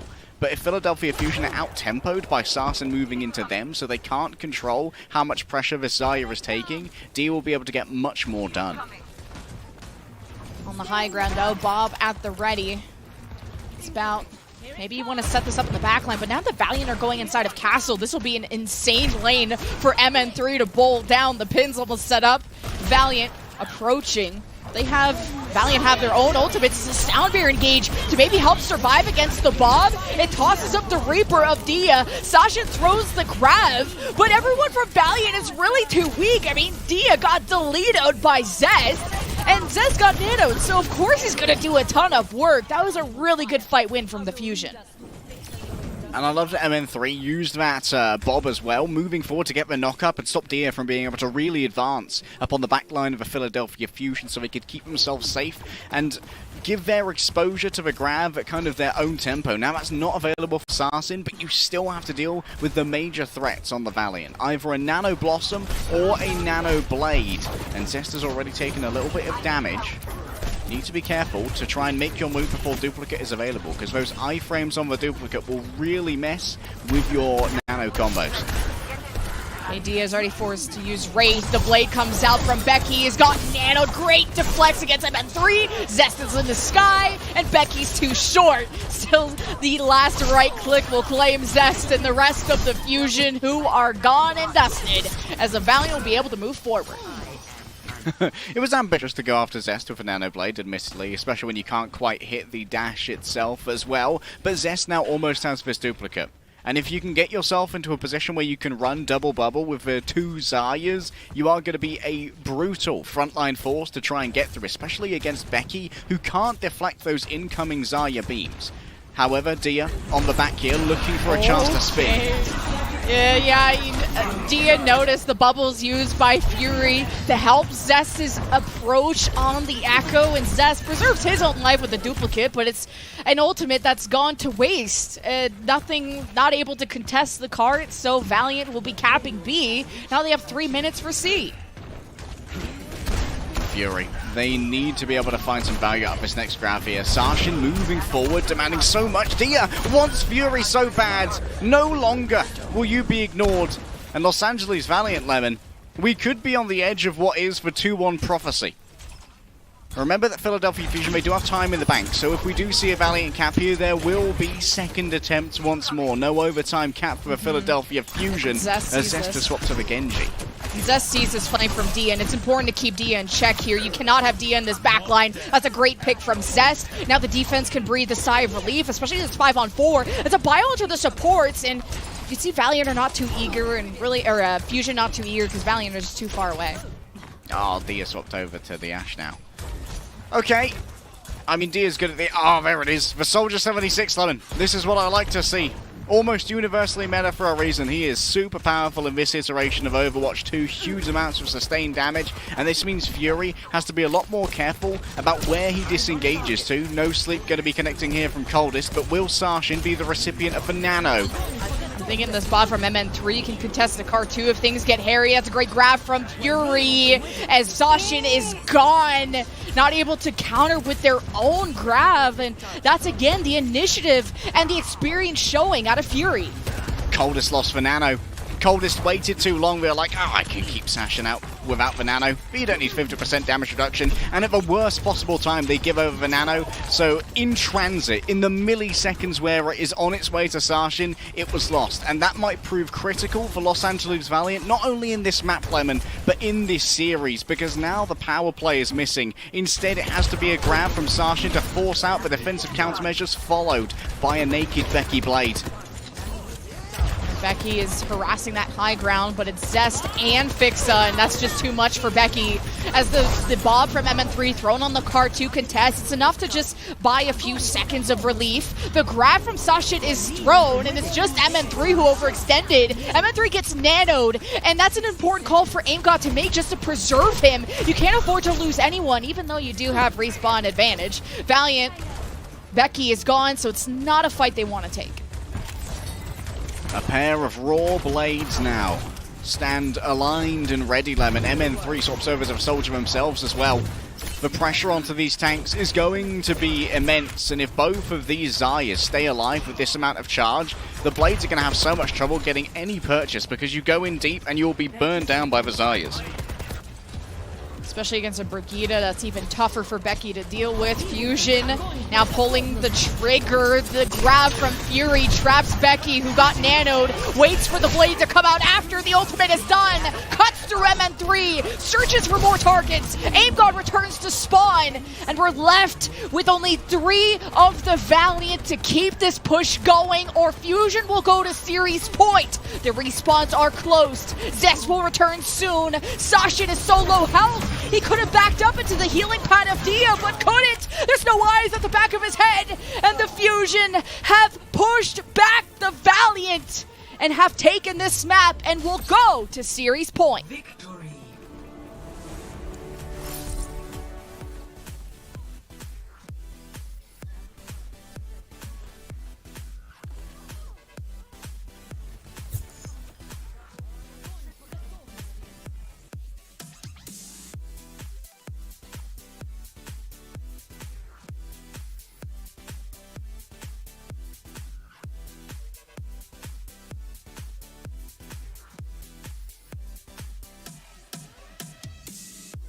It was a great map from the Fusion, who go 2-1 against the Valiant. And you're seeing the experience of the frontline really pull through with Fury making those calls. And even through the nanos, through the fire and the flames, Fusion have one more map yet to go to secure themselves in the kickoff clash. So we'll see you guys after this break.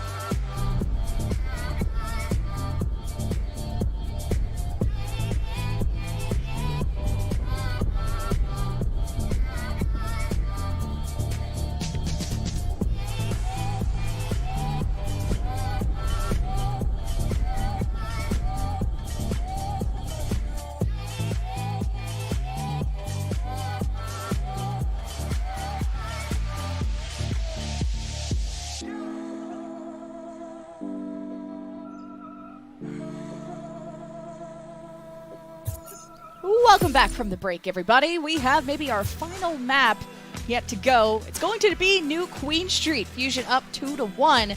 We have some interesting substitutions from the LA Valiant and also from the Fusion side, who are still deciding, but at least we can talk about Valiant subs, where Innovation made his debut against the Shanghai Dragons and will be returning once again.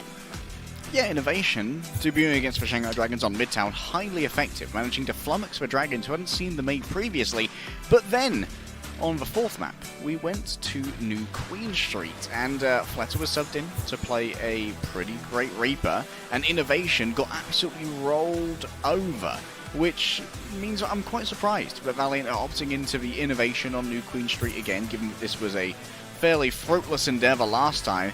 I would have liked to have seen Innovation on basically any other map. Maybe you could have tried to make something work on Iconvod when you saw you're up against Fury. On the other side, it's kind of like a counterplay from a Philadelphia Fusion. Innovation comes in, known to play the Mei, so Belos Rhea on the other side has joined the fray once more to play the Winston. Much easier to try and escape Lemon from the grasps of the Mei, and also we have Carpe coming in, the franchise player for the Philadelphia Fusion. We haven't seen quite as much of him over the course of this season. MN3 has been taking up quite a few of those starting spots, but maybe Carpe is here to play a more reliable Soldier 76, because MN3's tracking isn't quite as good as his flick scan. And I guess it will be still Zest in the lineup. Waiting to see him in the lobby, but, you know, whatever.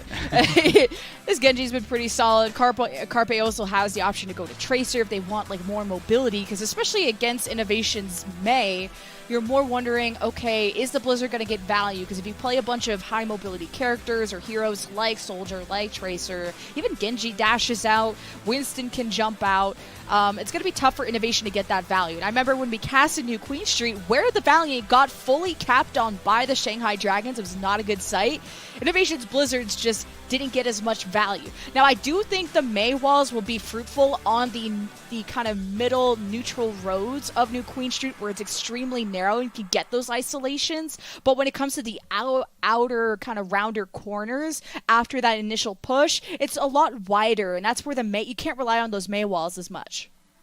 I mean, admittedly, Innovation being subbed in also makes a bit more sense here. Like, even if it wasn't at its best yesterday against Fletter and the Shanghai Dragons, it's not been a fantastic game from Becky, I think it's fair to say, over the last two maps. It's been a couple of question marks from the Beckster. And it means that Innovation here could just be a breath of fresh air, a player who's coming in ready to go without the mental baggage of previous mistakes in these games weighing upon them. Philadelphia Fusion, though. Carpe's in a bit more of a relaxed situation, not only a 5-year competitor who's used to the most demanding of stages like a grand finals back in 2018 in Season 1, but also just season after season of high performances. Carpe has remained a consistent win condition for the Philadelphia Fusion. Gotta see him absolutely pop off against Dia on the other side too. Just some big names on both these teams. We go to New Queen Street, maybe our final map, and just a reminder, this at stake is Fusion's spot at the kickoff clash in the 4th and last spot. If somehow the Valiant were to do Valiant things and send us to another Game 5, then and maybe even take it, then Chengdu would be at stake to maybe take that final spot away from the Fusion. But like I said, the Valiant got fully capped on by the Shanghai Dragons. It was not close. And just with how concentrated all these matches are over the 2 weeks for APAC, there's just not a lot of room and not a lot of time for the coaches to sit down with these players and come up with new strategies. So they're going to go back to, Valiant are going to go back to what they know best, which was Innovation's Mei. Yeah, it was not close and not pretty, Lemon, when we saw it before, but Dia here playing on the Reaper means that Los Angeles Valiant are once again just trying to be a bit of a melee death ball. Carpe would easily be able to kite this, so this is all about how much damage Carpe can do before Belos Rhea is overrun, and that's why Carpe is going to be taking off angles, as you can see from our overhead at the moment. It's important for the statue control mainly usually set up a soldier here, but even just having access to the tunnel is great for Reaper to get flanks. As Belisria showed his face, he jumps back, and Valiant just not fully committed into chasing that down, although maybe it would have been possible, but Valiant hesitated and now flub on that first pick. Still have great high ground control. They could start to surround Fusion. Innovation just starts harassing Zest so he doesn't kind of climb back towards Coldest or Langsa. So Valiant, they're going to have to kill something if they want this bot to move forward. Timmy remaining indecisive for now. It's down to Zest to keep him from moving too far forward. Carpe's found the off angle. This was a win con, Lemon. Can't be chased off here. Yeah, this is going to be great range, and as long as Carpe stays away from Dia, he only has to worry about, what, some right clicks from Innovation. Now, mechanically, Innovation was really impressive in that last series. The pulse misses on Coldest, and he just tunnels a little bit too much on that support. It's an Innovation with the headshot. The mechanics I was just talking about. Now the Valiant have just the one-man, now two-man advantage, 5-on-3. Now have to advance and claim more, and they'll get to start this lead off pretty nice. Oh, Belos Ria caught here by Innovation, and for those of you who are fans of mathematics, you'll know that 75 times 2 for a headshot is 150. Exactly how much HP Zest has, Carpe is identified. This is a really dirty fight, them, and they're still going, and Sarshan's fallen down. They had to use a nano! What? It's crazy. What is going on? It's fine. It happens. Valiant getting around this corner, and this is the corner I was talking about where the Mei wall is not going to be a perfect isolator, so Fusion, they'll be stepping up with a visor, nano visor at that. So it's, I'd say, important for Dia if he could get into a TP position to just try and surprise that, but now Carpe is in a position at the flanking window, and I'm not sure Valiant are aware. Innovation is just on the robot. At least Valiant have gone and rotated to the opposite side mini room where Carpe doesn't have good sights on, so Valiant clearly realized that Carpe is a threat, but how are Valiant going to go forward? And for now, they're... Whoa! Innovation is too good, man! The icicle between the eyes! No more Nano Lemon! And the grab from Sashin? I guess just on Fixa, I'm not sure. Yeah. But, question mark? Well, it doesn't matter. 2 ults, and you get the fight win. This is a really good pace and a good lead for the Valiant. I mean, Langsa did kind of drop the spaghetti, though, sound barriering their own grab, which means that that's no longer available for the Nano Visor. Yeah, we're waiting for the Fusion to unleash this now, and Carpe nano visor, and Dia tries to sneak up on him, and I wanted him to do that, but actually get the kill, but it's all Carpe all day. Long may he reign as Fusion get back on the robot and hope to get something going themselves. That was a huge investment in Lemon. Philadelphia Fusion now have no ultimate, so not even halfway to one, and the Nano Blossom sits on the horizon, the Beyblade meta returning in earnest. You've got Zest on one side scouting for Carpe to make sure that the counter rotations from the sprint mean that Carpe is very difficult to accost. He gets TP'd on and directly blossomed. What? Sure. Usually the primary fire is fine enough for single target damage, but good enough. Maybe Belos Ria was hanging around, and oh man, this is the type of aggression I wanted Dia to take. Just these off angles, the TPs in the back lines. If you could just constantly catch Fusion off guard, this is going to be great for the Valiant. Dude, Valiant are playing some wacky tempo right now, and I think it's really messing with Philadelphia Fusion. They're not really sure when to expect these engagements, because we expect for Carpe to try and counter-rotate those. Zest pinging again and again. Dia's been spotted. Carpe's on the opposite high ground now, and Dia might be forced to use their cooldowns. That's going to make him public enemy #1 for a stick. Dia just looked left and right before crossing the road. Didn't know he was just right in the middle of traffic. At least he didn't die to Zest. Now the pulse at the ready. You know the ice block's available, so May's not a great target, but you don't really want to blink in there with just how many members of the Valiant are there. The pulse sticks someone, trades back and forth. Aim God is gone. Healing advantage for the Valiant. And Fixa's removed as well. The Valiant can now get back on the robot. They have 3, but there's also 3 from the Fusion back. They don't have a lot of heals, but slightly closer respawns from the Fusion, I believe. So we'll see how the Valiant are going to scrap their way through this. And Innovation can try to kind of troll contest as well, using the wall as a dollar store shield that can't be broken through too easily. Philadelphia Fusion now, they have their power play though. The Nano Visor's almost available, as well as a Primal Rage, and it's finally going to be occurring while Philadelphia Fusion are in control of the bot. So 53-18, 3 minutes left. The Valiant with a Blizzard. Remember, just almost everyone from the Fusion can get away from the Blizzard. Belosria's gonna Primal force out the Ice Block. That's a great sleep from Coldest. Now everyone's just trying to ignore Belosria, but Coldest just didn't rotate away from the Primal, but seems to be fine. Fusion investing more ultimates than Nano Visor this time. It was like 20 HP in a dream for Carpe. And signs of life from the Fusion, who returned to the bot. A bit of a contest. There he goes. Zestus found it. Still some work to go for the Fusion to close the gap, though. This is going to be the critical fight for the entire map here, Lemon. If Philadelphia Fusion can ward away the Los Angeles Valiant from touching this point, touching the barricade, they will be able to play from an advantage for the next 2 minutes. Zest around the back looking for a pulse one. They need to force out the bubbles from Sarshin first. Oh, the ground. Ah, Coldest. Why? He just walked away, forehead. Sasha now thinks it's time to grab without his Ana alive. Langston not wanting to use the barrier to save Sasha, and he said, you made the mistake, I ain't gonna clean this up. Valiant down for the count. Innovation trying to stagger himself too. Pretty pog champ. Fusion now will be taking a lead. Oh man, Coldest didn't know that just like an Xbox player, you can just turn 360 degrees and walk away. He dies again! I'm not upset, I'm just disappointed. That was a good flank though. Was it a flank? I don't know how he No, died. he was just hard peeking Carpe. What is this silver gameplay? Coldest has had a mare at the end of Iconvold and the rest of this now. Dia is identified by himself. Oh, the barrier engaged from the Valiant. Vixa gonna match it. Blizzard in the tiny room just to get aim guard. That's the only target that can't get away, and Dia executes. Something the Valiant can work off of. Now you gotta zone these members from the high ground, but Dia just didn't get close enough. He's trying to strafe out of the shots of Carpe and takes an L. 60 meters for the Fusion with 45 seconds left. It's gonna come down to this fight to determine, are we going to game 5 or not? I'm begging you to stop sitting on these pulse bombs. Humbly begging, good sir. Philadelphia Fusion, they have the advantage when it comes to the distance, they have the advantage when it comes to the manpower, and now control of TS1 is back inside their zone of influence. Innovation's dead, Sarshin's gonna fall as well. Lemon, this is looking like curtains for Los Angeles Valiant in this series, and this might be how Philadelphia Fusion stamp their ticket to the kickoff clash. You don't even have to push the robot if you're the Fusion, but if you want to go for more, sure, why not? I feel like Valiant don't want to. Now you're kind of going towards a point of the map where Valiant have respawn advantage, so to each their own. Fusion gonna nano.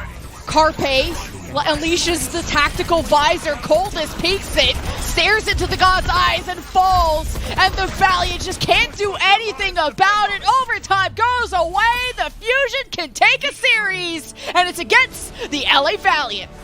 Their weekend, Lemon, turned around after that control where Philadelphia looked somewhat dire in some of these straights. They managed to get things back together. MN3 with the biggest of differentials in the last 2 maps, and then it's Carpe who comes in, playing the Soldier 76 and making sure that LA Valiant's more melee-focused comp just could not wear through the Philadelphia Fusion. And I hate to end on a bum note, but Coldest let the team down at the end of 2 maps twice in a row. All of the Valiant, I mean, let themselves down. There's something not connecting. Sashin just off on his own, grabbing with Coldest dead. At least Innovation had a valuable Blizzard killing Aim God, but little bit tough to watch as the Valiant look, they keep extending to these game 5s. And you thought you had hope when they took the initial Ilios from the Fusion, and Fusion fans were quaking. But Fusion regained that confidence, and it looked great. Not wings out, it's kicked out of the kickoff clash. Valiant now surely have no way to qualify 0-5. There's still another one on the horizon in terms of matches, so Valiant can play spoiler. But this must be such a heartening turnaround for the Philadelphia Fusion. Their weekend has been going so poorly after such an elated start. Fusion fans got to believe for a week, Lemon, going 6-0 in maps, taking down Guangzhou, taking down Shanghai, and thinking, this is our season, gamers. This might be the one. And they still might make the kickoff clash yet, and it could even be with a good seed as well if they can go 4-2. I think there's one player, though, that we were a big favorite of. Our player of the match will be MN3, none other. I mean, the diff on the Widow, the Ashe headshots on Eichenwald. He was really impressive, as usual. Just the real difference maker, Lemon. The Morb N3 is unbelievable, and I think that MN3 being able to make the difference on Watchpoint Gibraltar is really what kind of destabilized Los Angeles Valiant and got Dia, Becky, and to a certain degree Innovation as well, into this mental place where there was this kind of inherent demand that they feel like they need to carry, put on their performance to really outdo MN3. And we've got to highlight as well, MN3 is a rookie. And while there's a lot of discussion around Rookie of the Year at the moment, because of course there are so many amazing players coming in from contenders, no one will be able to forget about MN3 if he keeps putting on performances like that. Well, that might be the end of APAC for now, but just in a few hours, North America will be kicking off. The matches you can look forward to: the Atlanta Reign versus the London Spitfire, the Paris Eternal versus Houston Outlaws, Florida Mayhem versus the Washington Justice. Now, if you're looking forward to some more APAC action tomorrow night or morning, wherever you are in the world, we got the Shanghai Dragons versus Seoul, Chengdu versus the Valiant. Let's see if they can get their first fight, their first series win at that. And the Fusion, their final match will be against the Hangzhou Spark. That's going to be a banger. So, that'll be the end of today. That was Leg Day. I'm Lemon Kiwi, and we'll see you tomorrow.